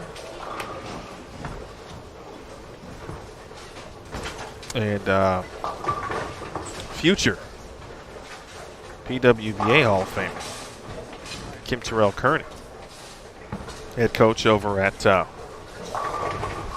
North Carolina A&T. I feel like I'm forgetting a couple. And if I am, it's not because, I don't know. I'm blaming everything for now on baby. Baby E. Baby-related items.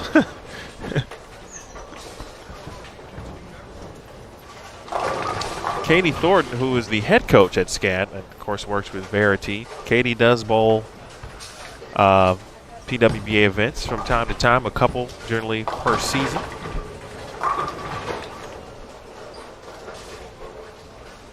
All right, here's Kulik looking for 4 in a row, or excuse me, 5 in a row. I beg your pardon.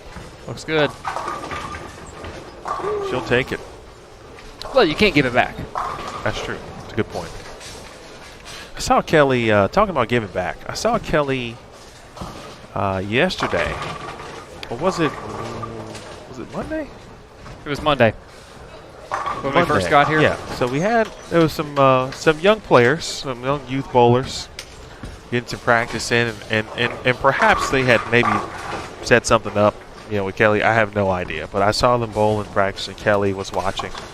And then she went out, got on the approach with them, and started to provide a little teaching, some instruction, and specifically from what I could see, I could see her hand out, and almost in the sense where she wanted the ball to hit her hand. So from that perspective, getting maybe a more defined follow through at that time for that young player, and then watched him through the shot, and then he posted the shot, and she was obviously excited, ecstatic, and when students kind of do the right things and they see the improvement. So I know Kelly does some coaching and travels the country when she is not on tour, doing a little bit of that as well. Excellent youth program here too, by the way, at Buffalo Lanes North. Melissa McDaniel, Brandon, and everyone who's part of their staff worked really hard to provide the youth with some great opportunities here in Raleigh at Buffalo Lanes North.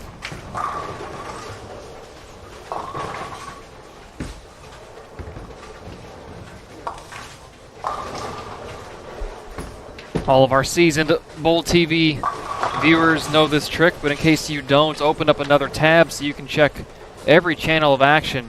Most notably, 27 through 30 is Danielle McEwen up in the 10th right now on 290 pace. A high flush, gets the 4 out of the 4.9, but does not get the 9 out. So the minute that I start preaching her praises, we're going to see a 290 turn into a probable 260 game. You mentioned Dasha earlier. Threw her first strike in the 10th to get in the 240s out just off to our left. Kelly the same right in front of us, first strike. Needs a double to get herself into the 240s. Excuse me, 230s. 237 max score for Kelly Kulik.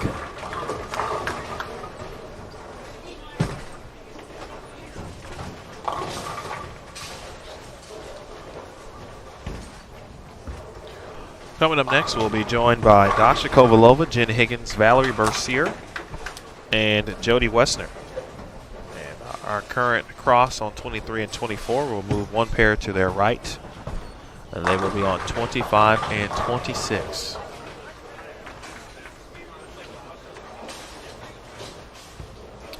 Very nice finish here for Kulik. Kind of goes without saying, considering the start though.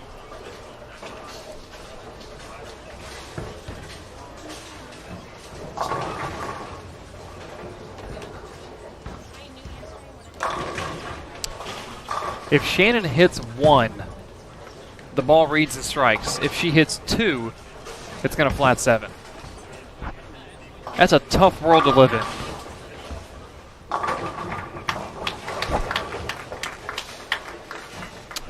And it's pretty evident. 269, by the way, for Danielle McEwen. Oh. Solid fill ball right there by Kelly Kulik, 237. 9 out of the last 10 for Kulik to get to 237.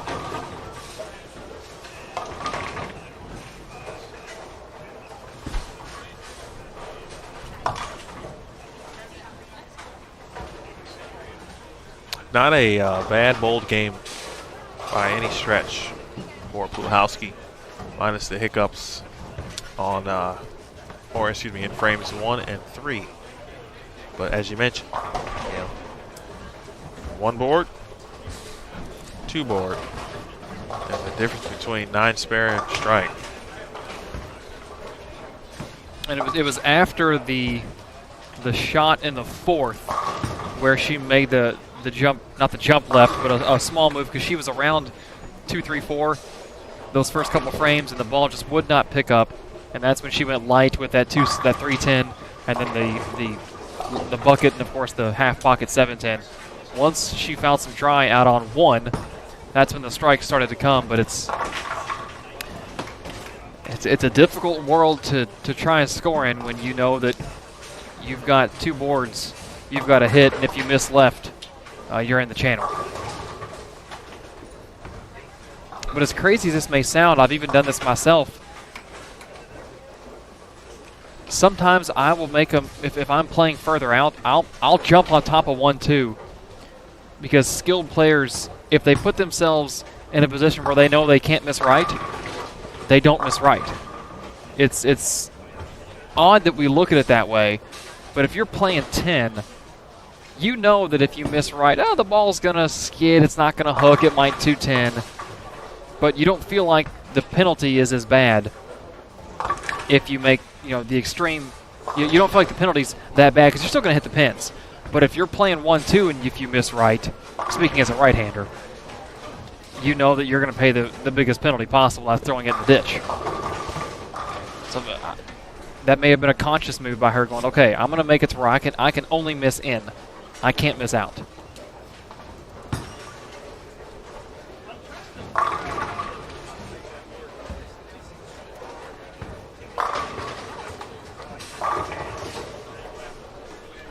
All right, Game 4 officially in the books.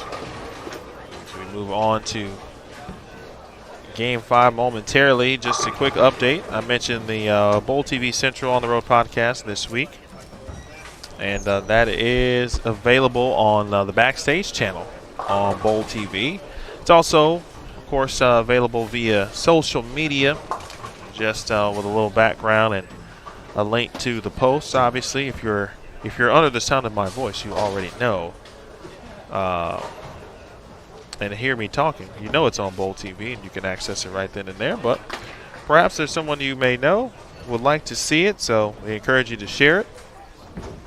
Share the post and allow some other good folks to listen in to Valerie Bercier and Diana Zavaliva. It was fun to be back in the saddle. I had some baby brain moments in that podcast as well.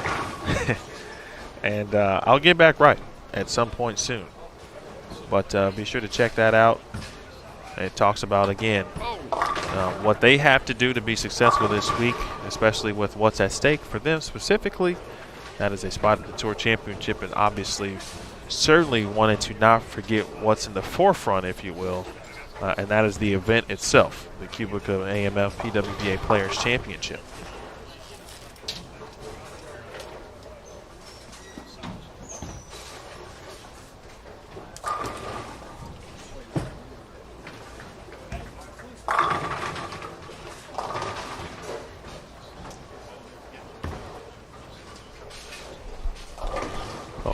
Shannon mentioned that 23 and 24 was playing tighter than what she's seen the previous pairs, and we may have just seen that right here with his first shot on 25.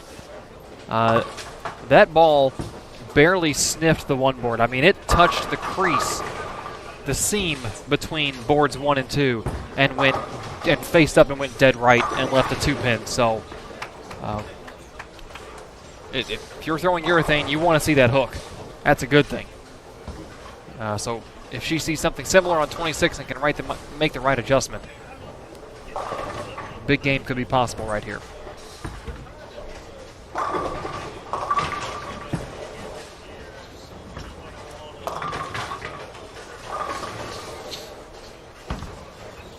Emil Alvarez, last year a rookie on tour.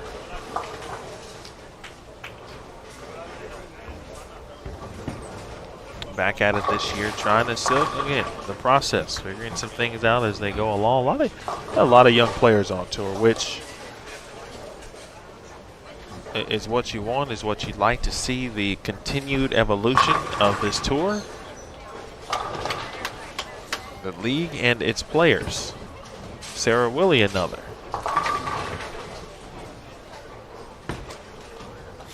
Former Team USA member, national champion with McKendree from the Chicagoland area, Hoffman Estates.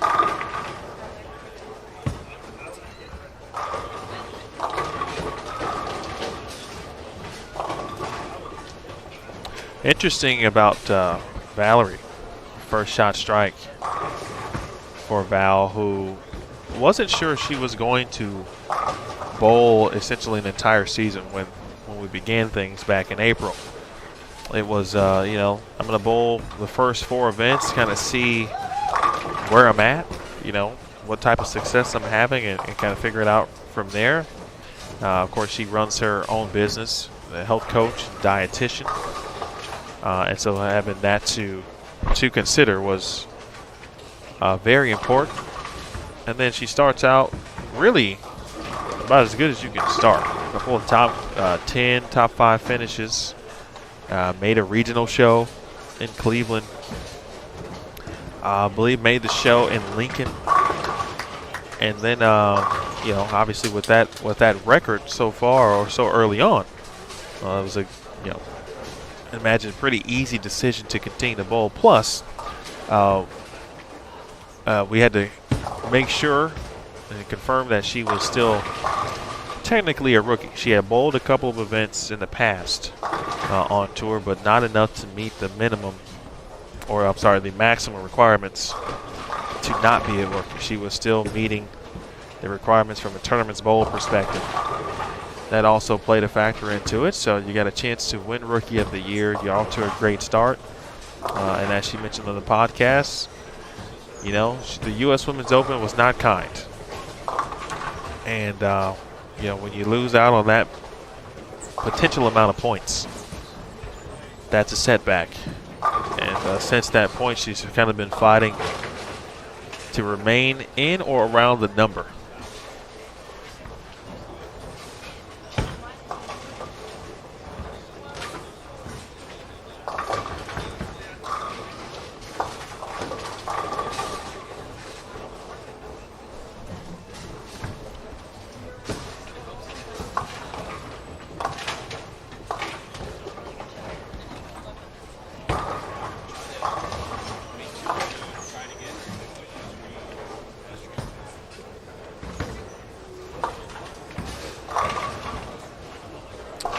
Takes the 6 off of the 3-6 on an early open frame.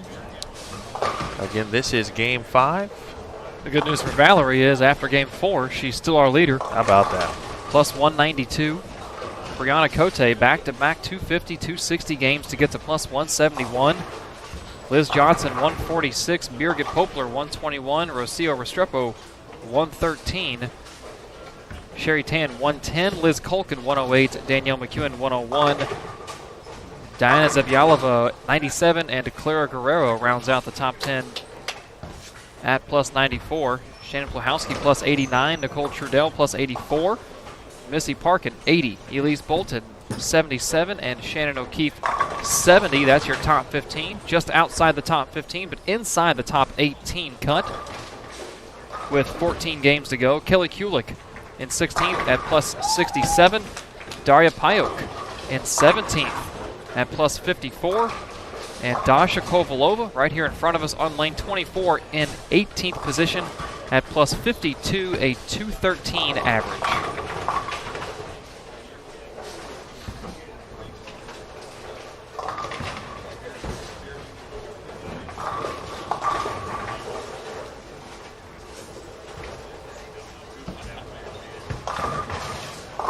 The cash line is 32nd position, which is Sydney Brummett at plus 2. She is the last player that is plus, so 32 of the 50 players in the field are plus following game 4. As Daniel alluded to, 32 players total will cash 18 players.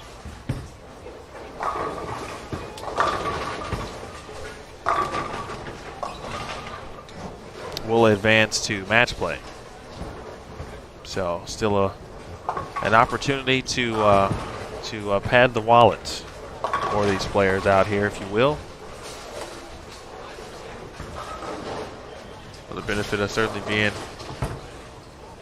a member in regards to this week's prize fund. There was someone, oh, that's who it was, Nicole Trudell. I was talking about someone earlier who we don't see maybe a lot of, or, but at this event, we see members, because they're members only are bowling this event. So there are a few players who don't bowl every event, who are bowling this week. Nicole Trudell, who did bowl in East Hartford, and that was her local event, if you will. Local to Connecticut from Bridgeport, Connecticut. Nice to see her out and bowling this event. I'm very happy that she did so. She can play, and if she ever decides to figure out a way to bowl more events, she would certainly become a household name. If you recall, viewers, she made the show in 2017 with Valerie Bercier, actually at the U.S. Women's Open, which made that show kind of fresh, if you will, because there were players that viewers may or may not had heard of really at that point in time. Of course, with a Liz Johnson, but you had a Valerie, a Nicole, and you said, wow, here's our introduction to two very, very good players that we could see more of in the future. So, if there's someone who could make some noise this week, please keep an eye out for Nicole Trudell. Well, we will have an opportunity. If you have not seen her before, you will see her the sixth and final game of this morning, next game on 23 and 24. Speaking of Liz Johnson, she will be joining Nicole Trudell. There's part of that cross with Rocio Restrepo and Jasmine Mason. GG, that's a good cross. I'm interested just to see them, because that's an interesting cross and it's a lot of cool people bowling together. Also interested to see how they're playing the lanes. That's Jasmine, Gigi, Rocio, probably a little further in this group would be a little further left than someone like Liz Johnson, for example. I feel like Nicole Trudell can do a little bit of both, as well as can Gigi and Rowe. Same thing goes for Liz Johnson. So, especially in the last game of a block, curious to see where they'll be playing on the lanes when they get to 23 and 24. Hosan is back. Hi, Tony. Tony shouting out Kelly Kulik. Chris Pulliam doing his thing and promoting his the PWBA Bowl TV chat. Chris, man, I'm curious. What are we going to do when once the season ends? So can't keep the group empty, if you will. Well, we can transition it to other events, obviously, because there'll be plenty more happening on Bowl TV. Well, just like we have ideas here at Bowl TV and the PWBA to keep our fans engaged in the off season, I'm sure Chris will come up with something to keep his members on that page engaged through the off season.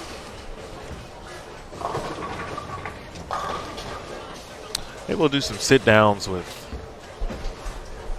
Chris Pulliam. Chris should do a Facebook Live with someone. Maybe we can help him with that. Well, Daniel. Wachowski with now 3 in a row. Looking pretty good after that, again, that first shot. And the vast differences that we saw from 25 and 26 to 23 and 24. She has made the move.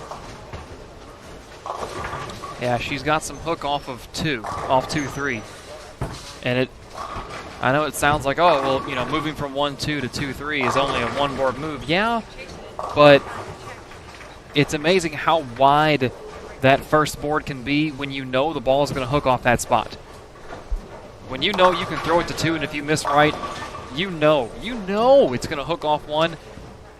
That board isn't all of a sudden, what are they, an inch and a quarter? Yeah. It's not an inch and a quarter wide, it's 10 inches wide. I mean, that board becomes a foot. Well, I'll tell you what, and this is from personal experience, and I know as someone who has always enjoyed being able to play the lane straight, being able to play the gutter. Mm-hmm. When you get hook, when you see hook on the one board, or the half board even, it's like the equivalent to when you hear basketball players say, the rim felt like the ocean. Yes. That's what it feels like when you're in an area of the lane, specifically what we're talking about here with the gutter. if that's an area that you feel extremely confident and comfortable playing and you got that kind of hook, you can do whatever you want. You can manipulate it to wherever you want. You can get it to hook from the same place, and I'm talking about just board-wise. But you can get it to hook early there if you like. You can get it to hook down the lane from there if you'd like, because it's there, you know it's there, and there's an opportunity. I'm actually getting kind of excited about that because it is bringing back a few memories where I thoroughly enjoyed playing the gutter. And when I did see that look, it's over. It's curtains. It's curtains for the opposing team, player, whatever it is.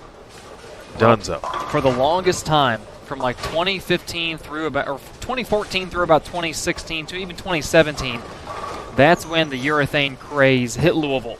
And short pattern, the way they built short patterns had taken away that perfect ball motion with resin that you and I saw so long ago.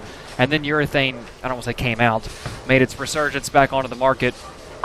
And urethane just completely destroys a pattern. And if you're trying to throw resin on top of urethane, just quit, withdraw, you're done. You're not going to win. Once I got urethane in my hand and learned how to throw it, that opened the gutter back up. And before coming back out on tour this week, I was fortunate enough at home to win 3 tournaments in a row.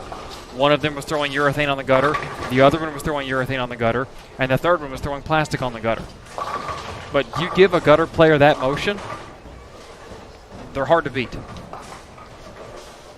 Notice the subtle, or not so subtle,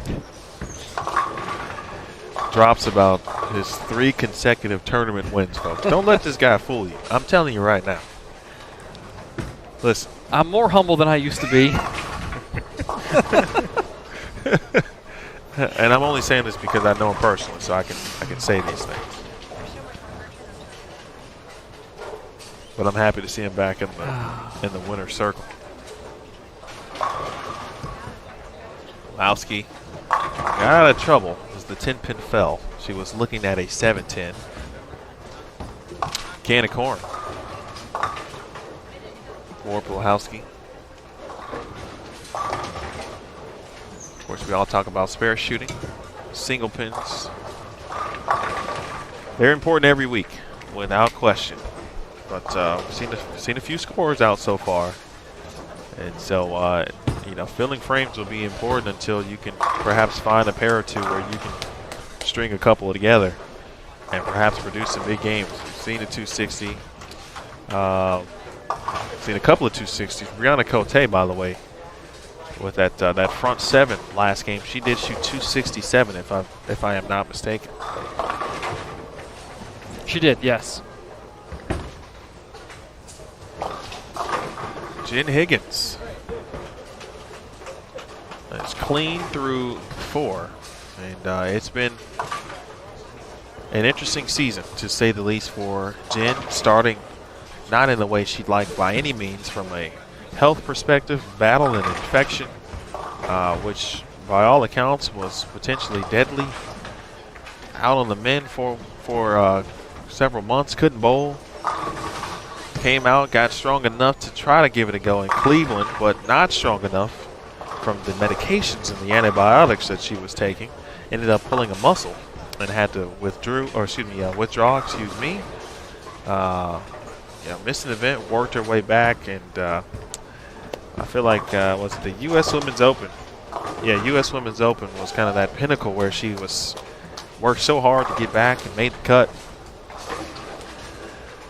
Cashed, and then ended up being an alternate for match play as Ashley Galante with what looks to be the front 7. But how about that, Jen Higgins? I know Daniel had a chance to chat a little bit with Jen as well.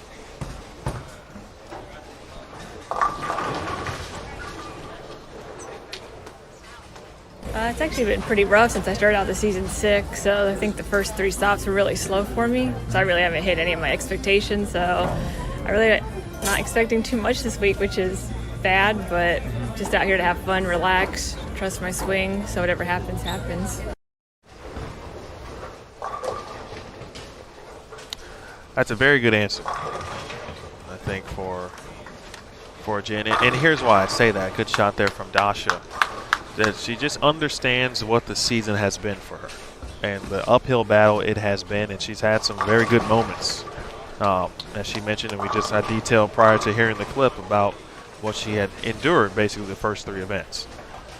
To have the success, and then, hey, it's, the thing for Jen is obviously she's still a player that you still have to account for. Even if she's not 100%, which I think, again, throughout the season, she has worked her way back into obviously great bowling shape. She is someone who lives in the gym, and she couldn't, quite be herself from that vantage point early in the season, and now in a good spot. So again, that's someone you never know. You cannot ever count out Jen Higgins. Of course, not the only member of her family that can throw the rock. Her husband, Dan Higgins, a member of the Higgies Aquarium team at the Open Championships that has become a dynasty over the last 6 years out there. They took home the regular team title, regular team eagle this year out in Las Vegas. Fell just shy of their ultimate goal, the team all events number. But Dan Higgins and his group from Ohio have put a stamp on the Open Championships, as Jen Higgins looking to do the same thing out here on the PWBA Tour. Ashley Galante with 8 in a row on 31, lane 31. If you'd like to check that out.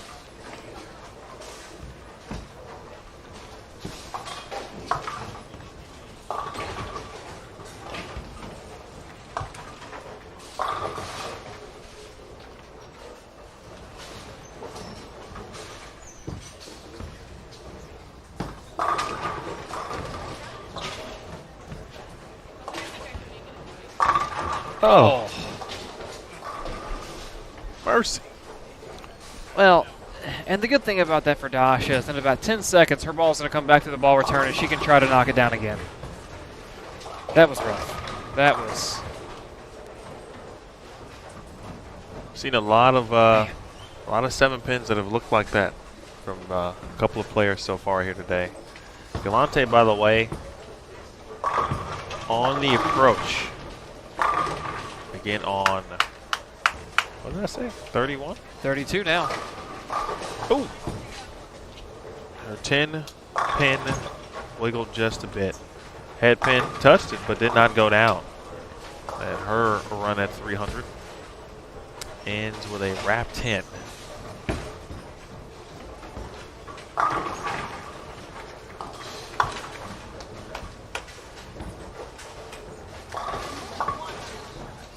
Dasha comes back smiling after converting that 7 pin. Not much more you can do after a shot like that. You know it was a great shot. You know in the back of your mind it probably should have struck. But the bowling gods giveth and the bowling gods taketh away.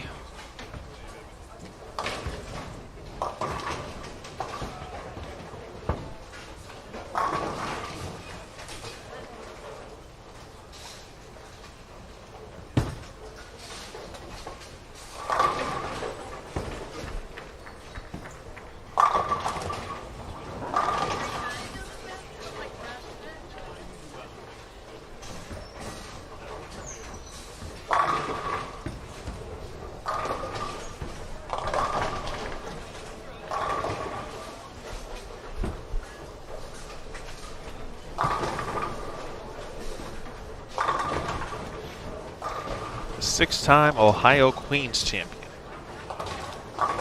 Jenna Higgins striking in the 7, getting across with good friend Jody Westner. They generally room together when they're on tour.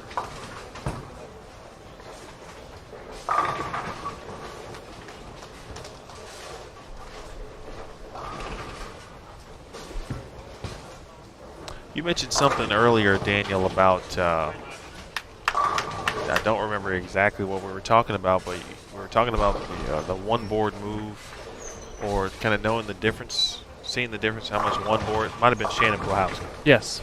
Yes. And, you know, I think from a viewer perspective and getting to see what Danny was talking about in reference to Shannon when she was on 23 and 24, if you go back to the 300 game on TV for Dasha, she said she went 1-1 left after that 10th frame where she tripped to 4. Knew she had to make a move. Now, not even the fact that, you know, to even trust herself to make the move when you've got 300 obviously on the board or an attempt. But going to show that how much at this level, how much one board actually is. Like that was the difference between, ultimately it was the difference between her shooting 300 and shooting 289 or something of that nature. And it's, you know, the one board move we talked about, the boards in the lane are 1.25 inches wide. It's not a massive move by any stretch of the imagination, but sometimes a move like that, a 1-1, is as much about your mental picture of your ball motion as it is the actual physical change on the lane. Sometimes players, and I can't say that whenever I've been on front 10 I felt like I was in a box, but sometimes as a bowler you feel like you're trapped with where your feet and your eyes are, and you just need to make a small move to get out of that box. And maybe that's what Dasha was feeling. Maybe she felt like, okay, even though I'm on front 10, you know, I just tripped a 4, I feel like I'm in a box, I don't have mistake room where I want it or where I need it, so I'm going to make this small move just to give myself a different sight line, a different frame of reference down lane. And sometimes that can make all the difference in the world, even if it's a one-board move. I think sometimes you hear people say a one-board move isn't really a move. But, I mean, what we've just talked about and what you've seen, that leads you, that tells you that that's just not true. A one-board move is indeed a move. And again, it's, you know, it's clear when you say, you know, if you hit the one board, striking. If you hit the 2 board, you know, you're leaving a 7-pin. But, you know, I think I'll never probably forget. Dasha throws the 10th shot. As soon as she turns around, she, you know, you can read her lips. She's saying, I need to move 1-1. She's talking to reps and whatnot, motioning. And, I mean, it's at this level. You know, there is nothing that is out of play. There is nothing that is out of play from what you need to do to be successful. That could work for you, you know, from a league perspective too. Sometimes all it takes is a 1-1. Not always the 2-1. Although, you know, league can be a little tricky. It can be a little different. Yes, league can be tricky sometimes. Oh yeah. I know it might be a statement. What? League can be. It can. It really can sometimes. Just to wrap up the game down there, Ashley going to do exactly what Jordan Richard did on one of our featured pairs in Orlando. Front 8, leaves a single pin, misses it in the 9th, and then leaves a 4-6 in the 10th to turn a possible 300, probable 279 into a 240 game. Sid the Kid back on the strike train in frame number 8. She's on 21 and 22.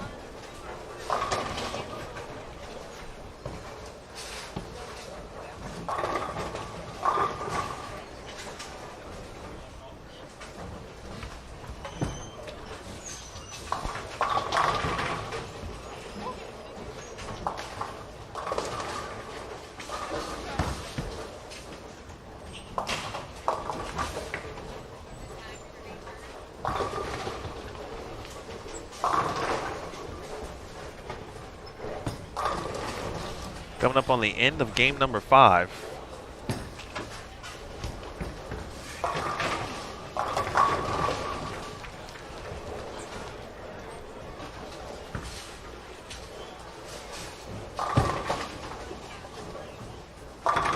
If you are just joining us, this is the QubicaAMF PWBA Players Championship. We began things early this morning at 8 a.m. Eastern Time, live from Raleigh, North Carolina. Here at Buffalo Lanes North, Emil Williams Jr. with Daniel Farish, Aaron Smith, and Curtis Von Kruger. Big shout out to our tournament staff as Puhowski now with 4 in a row. Neil Milligan, our Director of Operations. Kathy Watka handles all of our scoring. Kathy Kavicki, our on-site merchandise. We got some new products, by the way, too, at the shop PWBA. So if you are nearby, you're going to stop going through. We got some new selections. I believe those selections also are online. So if you're looking for the early Christmas gift, the birthday gift, be sure to check out shoppwba.com. Again, that is shoppwba.com. I want to thank all of our sponsors. Of course, QubicaAMF, Pepsi, Nationwide, Go Bowling, and Bowlerex.com. Bowlerex.com and Pepsi sponsoring 2 elite events in the month of August. Nationwide opened the season as a sponsor of the Greater Cleveland Open. And, of course, Go Bowling sponsoring the Regional Showdown here in 2019.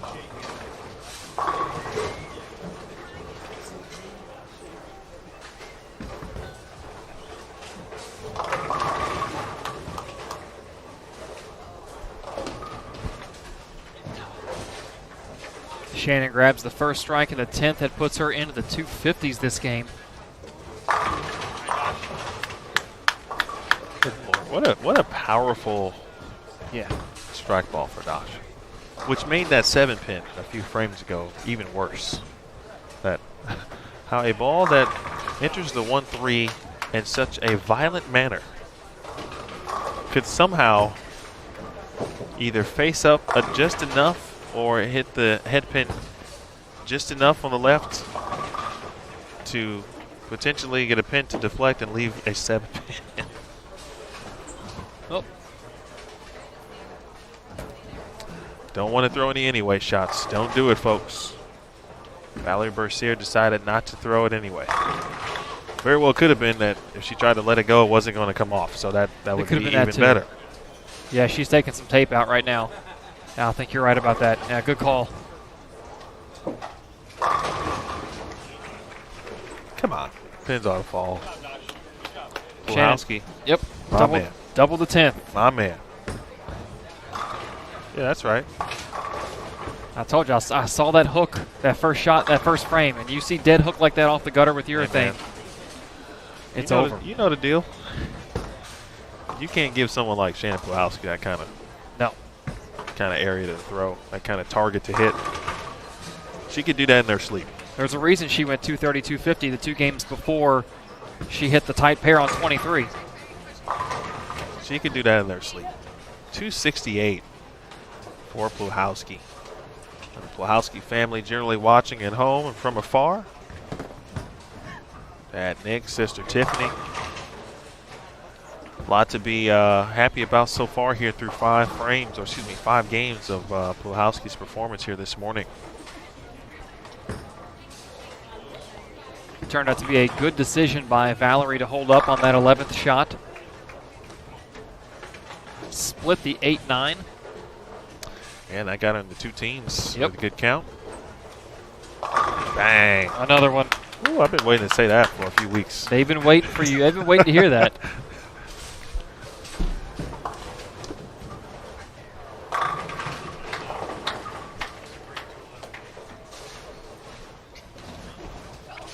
Jen Higgins. Good shot. Oh, Jen, come on. A former Team USA member as well.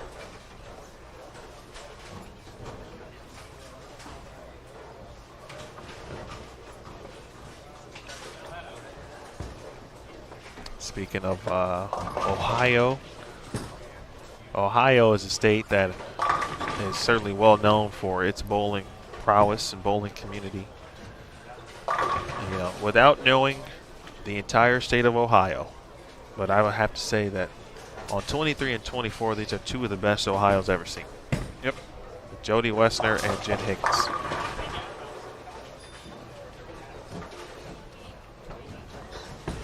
Jody in a minimum of 4 Halls of Fame throughout the state.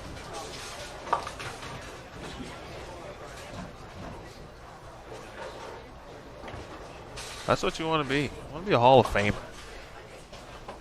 Daniel's going to be in the Greater Louisville Bowling Hall of Fame. 100%. That's a no-doubter in my book.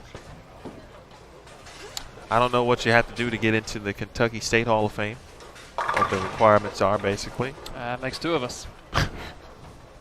I know that for our local association, it's always been you have to have been a member for 15 years of the local association before you're considered eligible. I think they want to make a change now to go you have to be 40 years of age minimum. So I know that about our local association. Which is not... I'm not against that. Yeah, it's uncommon, yeah. even from a USBC perspective.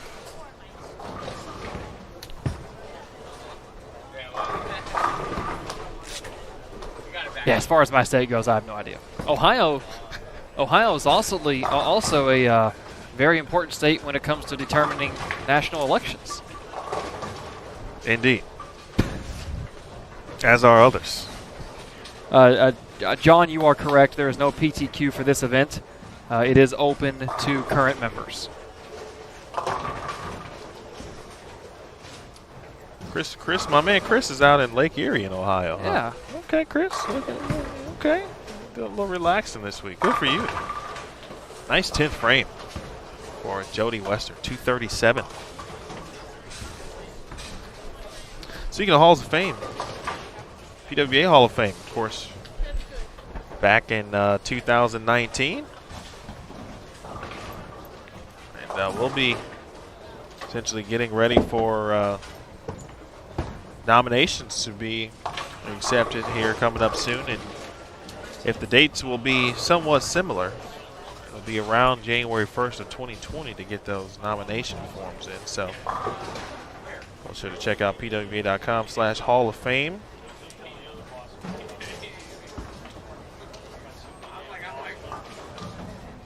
This year we saw Leanne Holsenberg, Wendy McPherson, and Donna Connors inducted, first induction class in 16 years.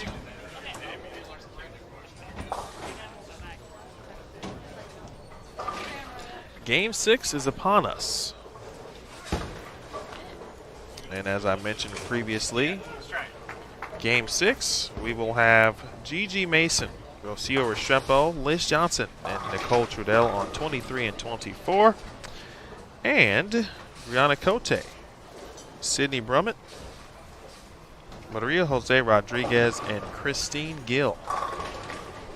Someone else, for example, where you might say, hey, I've seen a lot of Christine Gill this year, and I know enough to say that she's capable of putting together some solid blocks and some great weeks and could find herself in some grand contention.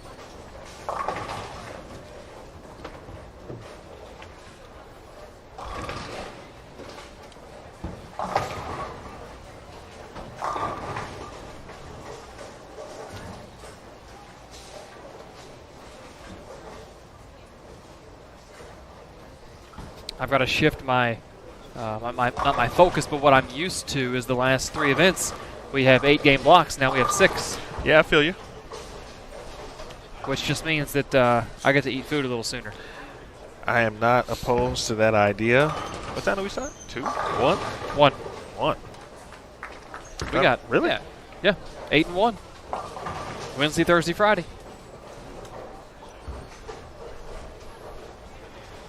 Word.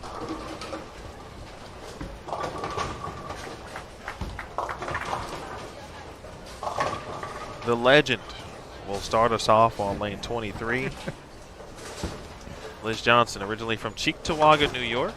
Now makes her residence in Palatine, Illinois, with wife Kasha. And her opening delivery, 4-pin. Liz won this event in 2017. And I'll never forget the match, the Battle of Legends. Liz Johnson versus Kelly Kulick for the TV finals. Or excuse me, for the title on TV, I should say. But Liz playing an area of the lane that many people say that, you know, is not her A game. or not her strong suit, or that she can't do, which was play in the land of fourth arrow. Not only did she play there, she won from there.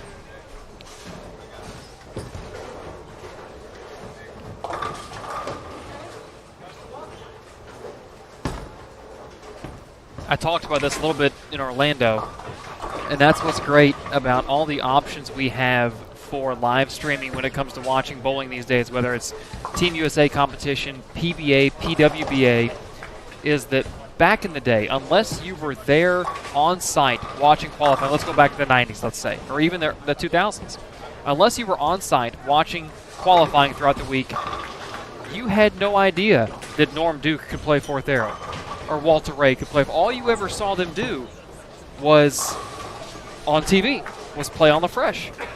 So the live streaming has been able to show the fans that don't get the opportunity to see it in their hometown, go, oh, these players really can play that area of the lane. I've heard about it, but they're probably not as good on fourth arrow as they are on second. No, they're at this level, they're just as good. It's 1A and 1B. Do they have a preferred area of the lane they want to play? Probably. But it doesn't mean that their shot making or their consistency is going to go down because they have to get away from their personal preferred area of the lane.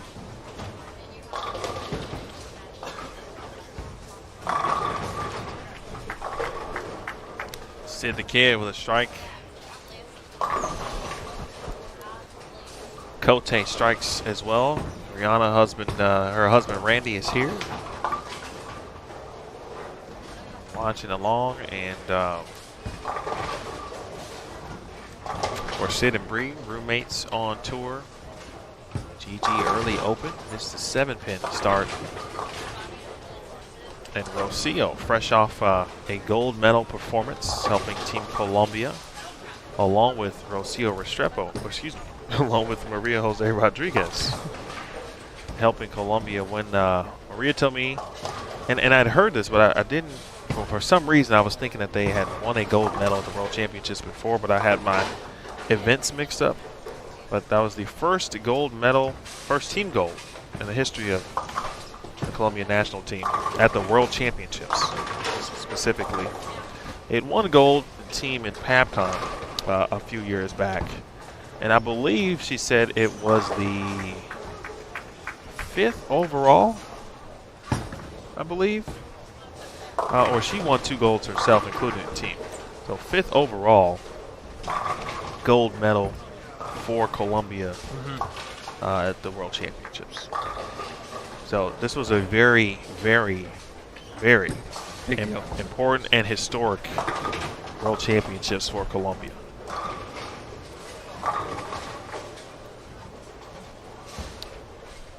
Take a look at some numbers after 5 games with 1 game left in this block.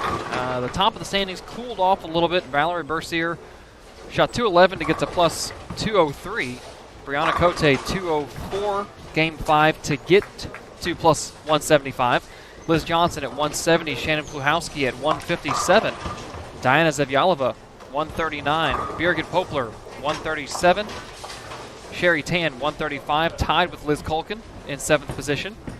Elise Bolton in 9th at 134, and rounding up the top 10, Missy Parkin at 124. Clara Guerrero plus 108 in 11th. Rocio plus 101.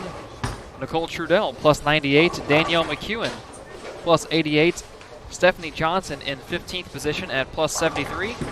And just outside the top 15, inside the top 18 cut with 13 games to go, Dasha Kovalova at plus 70. Daria Payok at plus 60, and Gigi Mason right in front of us shooting the 8-pin in 18th at plus 52. That is back-to-back single-pin misses for Gigi. Some early struggles with the spare ball here for Gigi Mason off a great performance in Orlando at the Regional Showdown. The world got a chance to if they weren't familiar with Gigi, and her popularity is soaring by the minute. Yes, it is. And rightfully so. A, because she's awesome. B, because she does a great job on social media in regards to her personal brand, what she is about, what she promotes as well, and people are starting to take note of those things and certainly what she can do on the lanes.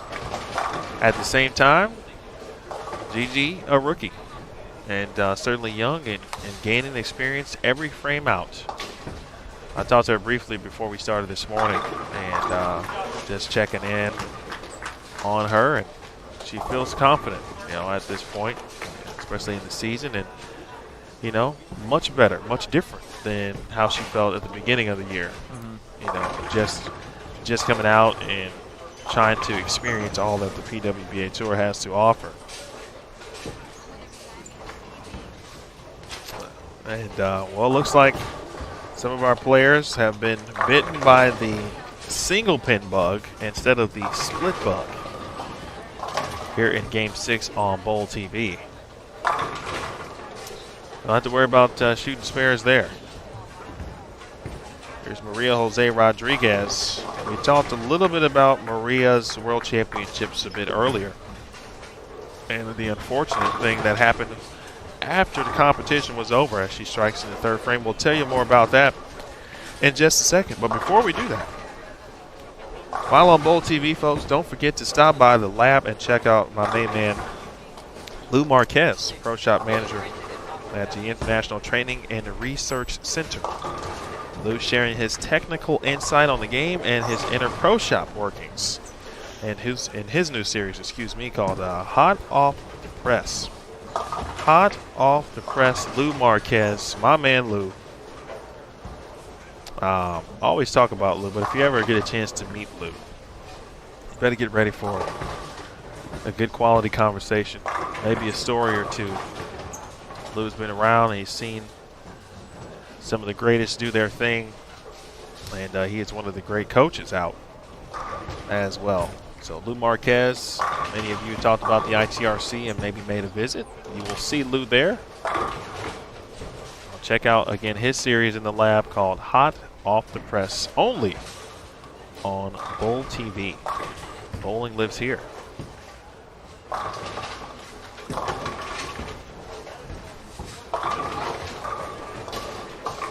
So we got some good information for you this game. We've got a little info, obviously, to catch you up on with Maria if you are unfamiliar.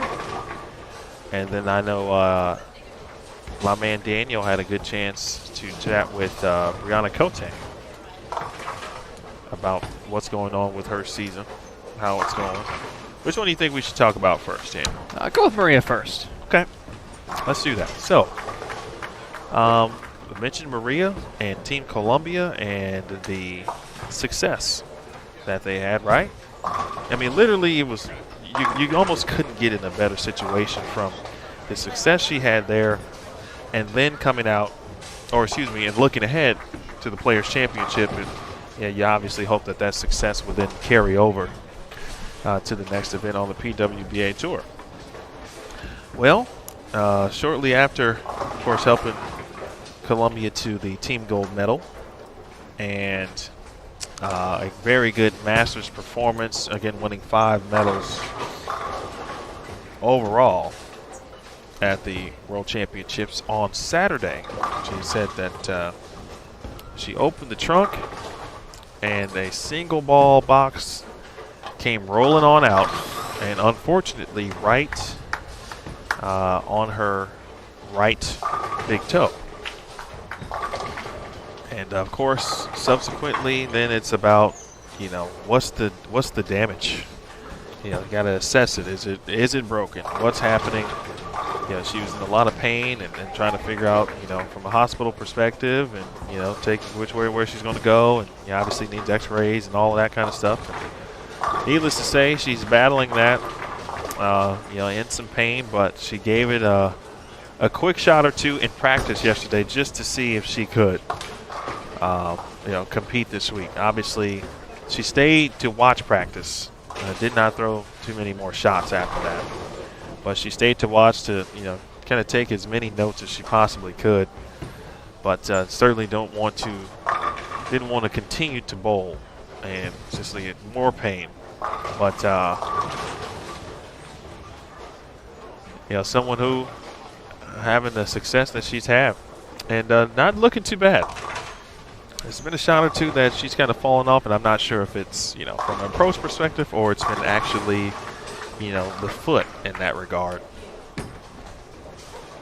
Well, she's inside the cash number right now. The cash number is plus 16. That was Christine Gill, who you talked about a little bit earlier, right here on one of our 2 featured pairs. Maria is in 25th position at plus 27, so 11 up on the cash, actually 21 ahead of the first person out of the cash line. So 21 up on the cash number, and sitting at plus 27 is 25 out of the top 18 cut. Of course, one of the big motivations for Maria to bowl, not just to be able to bowl and have a chance to win the Players' Championship, but to also accrue enough points to safely keep herself inside the top 16 to make that tournament, the Tour Finals in Richmond in 2 weeks. So that's a big motivating factor for Maria to be out here.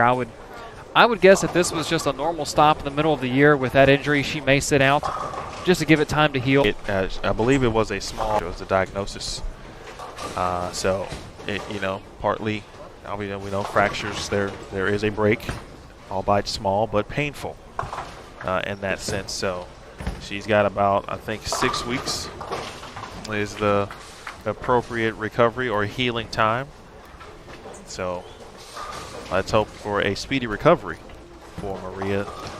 And hopefully she can bowl well enough certainly this week to solidify her spot, if not win by all stretch, because her August has been great. Both on the PWBA Tour and certainly at the World Championships, and would love to finish off the season in September. I believe she's also scheduled to head to Thailand as well. Well, if I was going to give any advice to Maria Jose Rodriguez, it would be to strike as much as possible, because it's fewer steps on the approach, it's fewer shots thrown.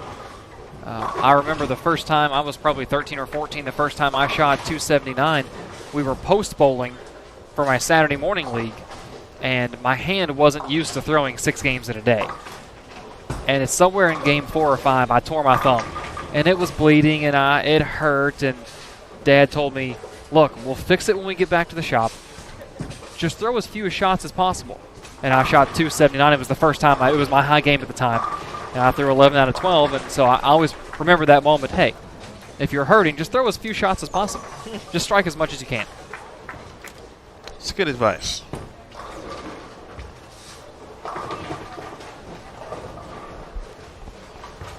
Rummett looking for 5 in a row. Sherry Tan, by the way, yes, won Masters Gold at the World Championships.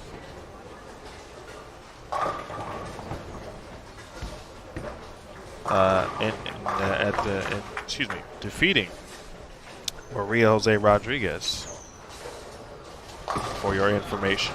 2 games to 0. Now has the front 6 on lane 19, and she wraps a 7. Good Lord. Clockwork, my man. Good Lord. I'm back, baby. Rummett looking for 5 in a row. Sid the Kid from Fort Wayne, Indiana. Speaking of collegiate bowling and players coaching, she is part of the Indiana Tech program as a coach as well, and started that process last season. Actually, right at the end of the year, she was present for ITCs. Well, now here is Cote. Yeah, Bree has the 3 elite events. Of course, in Louisville, she was fighting for that that round of 12 cut on Friday night. Needed a double in the 10th. Ultimately, that final game to make the round of 12. She got the first one, and then just wrapped a nasty 10-pin in the 11th.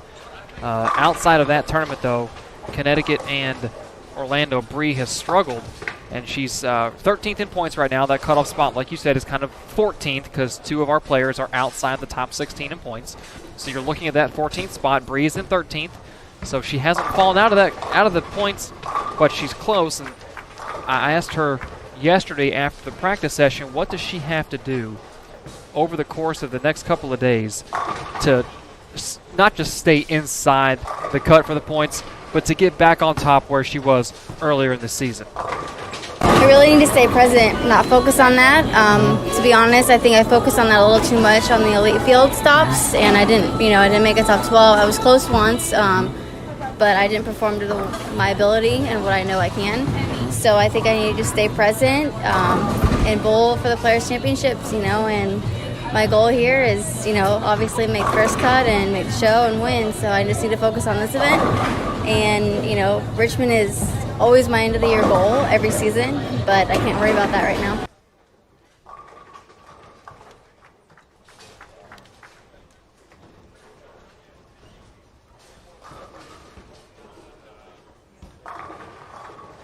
She has certainly followed her own advice today. Games of 259, 190, 255, 267, and 204. So not focusing on the tour finals, just focusing on what's in front of you, taking it one shot at a time, and controlling what you can control. And I think that's great advice, and it's things we hear players and athletes say a lot, but it's easy to say it, it's difficult to do it. And she has certainly been doing just that through 5 games today. Watching Bree make the necessary changes to her game within the last 2 seasons, has been really amazing. And go back to really 2017 where things weren't just quite going the way she would have liked, and made some bold moves. I feel like when you make a drop in bowling ball weight, that's a bold move. Yes. And there was something specific that she felt she was missing. That was a lot of down lane motion. She made the drop, saw improved motion at that point. It actually went a little further in that regard from a change perspective, as she made a change in brands from an equipment perspective. Then in 2018, went out with the top seed at the Queens, top seed at the Fountain Valley Open. Runner-up in both, won the Go Bowling special event, the 10K Challenge at Boardwalk Bowl in Orlando, part of the Tour Championship. Excellent season last year for Bree. Things slightly different, but you heard the clip. Perhaps thinking about some things a little too much, maybe thinking about something that she wouldn't normally think about in the situation, but sometimes the season, for a lot of these players, I think it's forced them to consider where they are in the points perspective and how they have to or how they can get to Richmond. And so, like we talked to Diane about it, it's kind of no way to really get around it, but you just try the best that you can to block it out, of course. But, Bree's had some heartbreak this year, too. She lost a tough one to Sandra Anderson. Yeah. In Fountain Valley, where she made the show again. That was back-to-back years. And had a chance to win. Needed to throw the first and the 10th. She did not. Made the spare. And then needed to strike to tie. And left one of the nastiest 8-pins you will ever see to lose by 1. So she does have a runner-up finish, but again, trying to solidify a spot this week in the Tour Championship with a great performance here.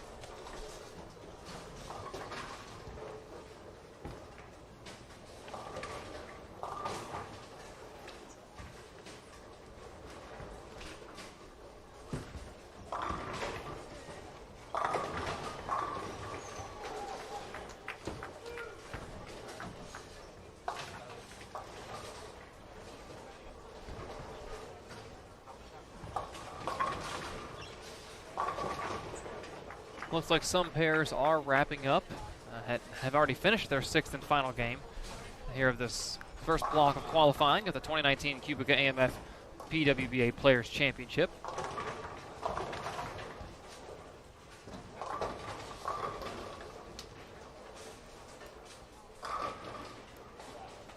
We'll be right back at it 1 p.m. 1 p.m. Eastern here from Raleigh, North Carolina, Buffalo Lanes North, for the second 6-game block of qualifying.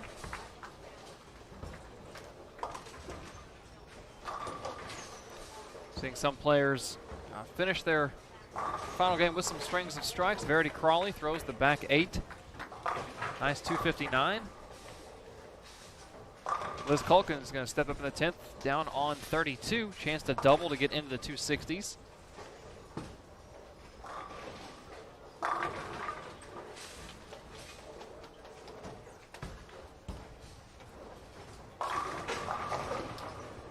Brown looking for her first double of the game right here in the 8th. Gets it. Little late fall on the 8-pin, but strike nonetheless.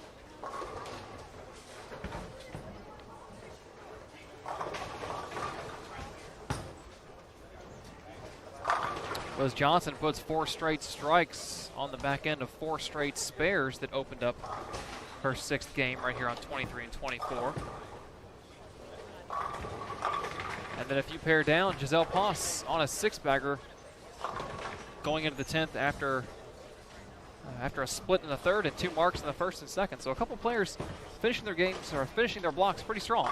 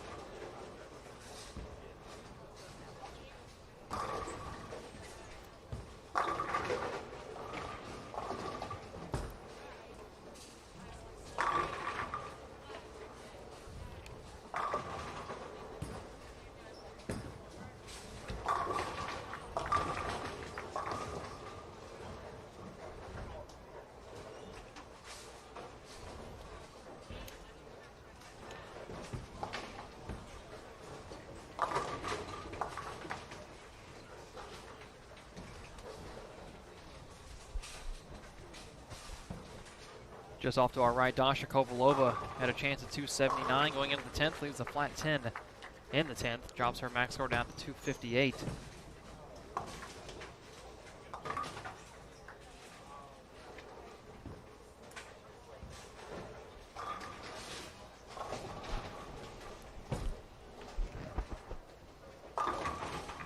Good shot there by Nicole Trudell, one of the players that Emil talked about earlier, who, if given the opportunity to compete on tour full time, could be an absolute force to be reckoned with. Someone who doesn't bowl every tour stop, but when she does bowl, is a name you typically see inside cuts. You know, fighting for cashes well inside that number, and making cuts. Double in the second, third, clean through 9 though, or clean through 8, assuming the conversion on the 4-pin.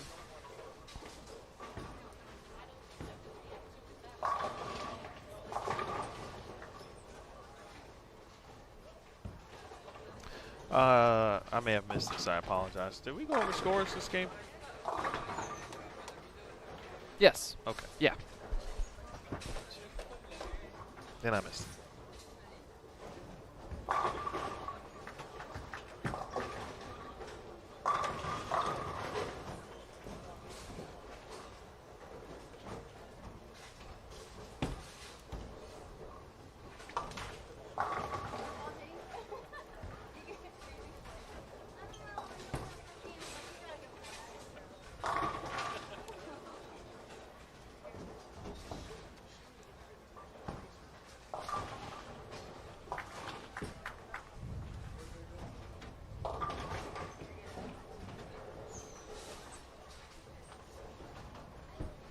Liz Johnson now working on a 5-bagger.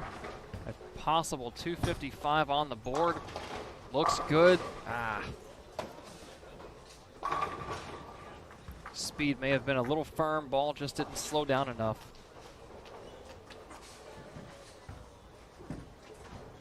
That puts her in the 234 range. Liz coming into this game third place, plus 170, a 234 average. So a spare and a strike here would not change her tournament average after 6 games.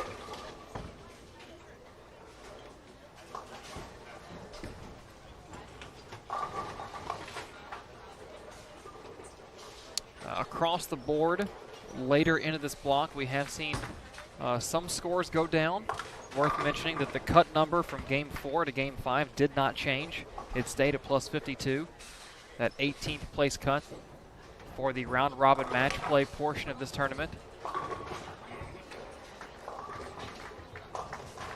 One of the things I like about this format, E, is that we see the 3 different disciplines of tournament bowling. You have, it's all-encompassing in qualifying with the total pins. You've got the 18 games of qualifying here, which is just straight total pins qualifying, and then you've got the 18 games of head-to-head match play with bonus pins available. And then it all culminates in the step-ladder finals. So this tournament forces the players, just like a U.S. Open or like a major format, to be disciplined, not to overuse that word, in all 3 aspects of competitive tournament bowling: total pinfall qualifying, match play with bonus pins, and then sudden death step-ladder. It's as we mentioned, traditional in that sense earlier. More of a, you get a little bit of everything that a player or and a fan might be used to, certainly at a major event. And it's going to go a little quicker, but once you really get into it, it's at the end of the day, it's going to be 18 games bowl. Someone's going to advance. 18 players going to advance to match play. Not today, I should say, but that will happen tomorrow morning. And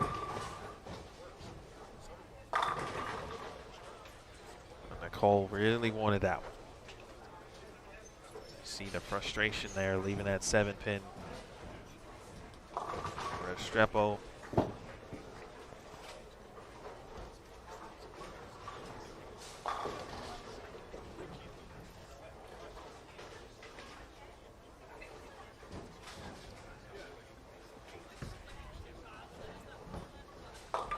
And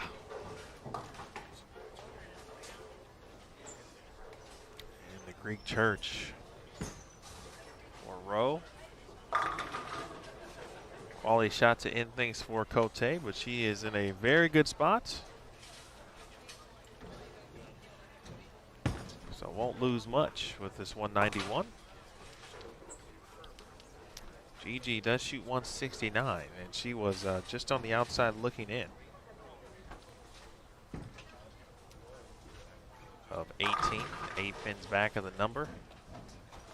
She will lose 31.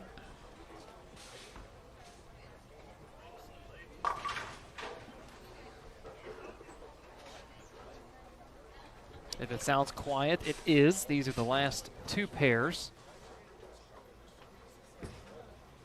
that are left to finish here this morning. Late fall on the 7, blows the 5 out. Good shot. Sid the Kid trying to get into the 250s.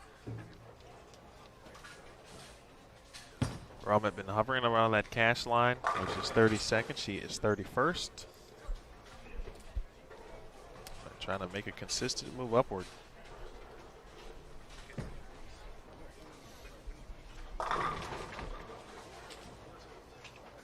Couple more shots left for those of you who may still be tuning in. Viewer's choice potentially. If you have any suggested topics that Daniel and I might want to chat about, perhaps, please drop any suggestions you have in the chat right now for our round 2 coverage. I'm also going to catch up with a couple of players as I have the last, in Orlando and then this morning. So if there's any questions you may want answered, feel free to drop those. I'll see what I can do about passing those on.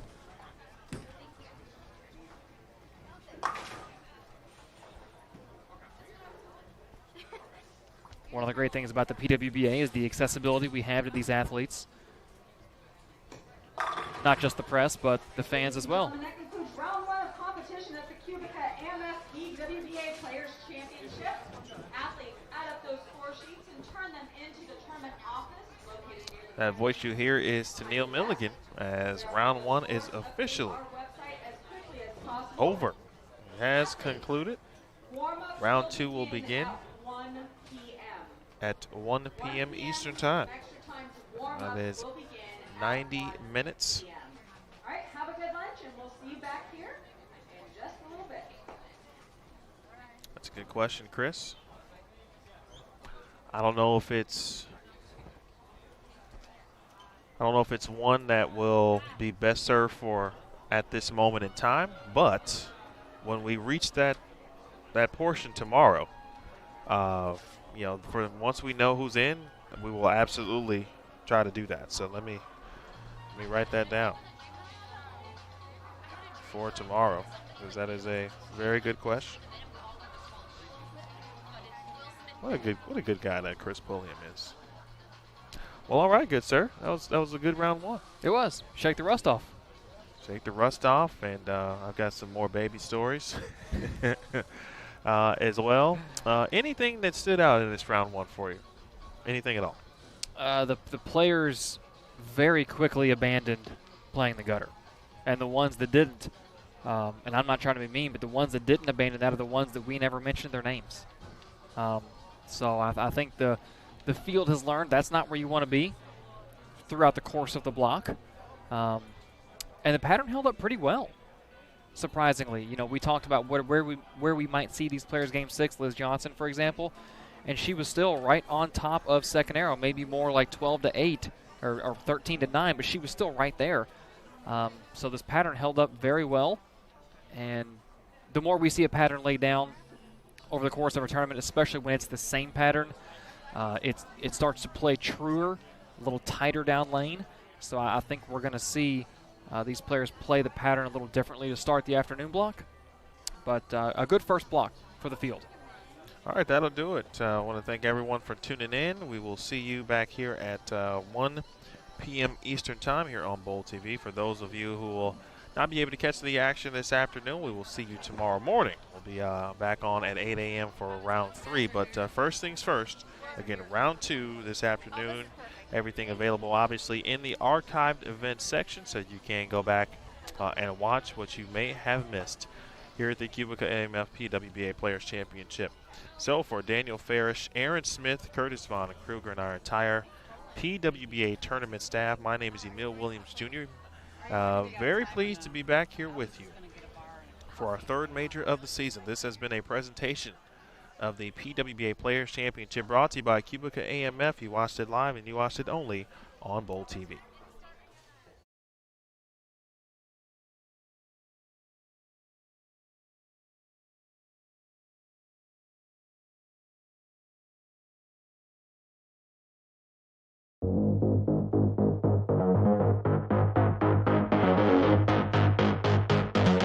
Bye.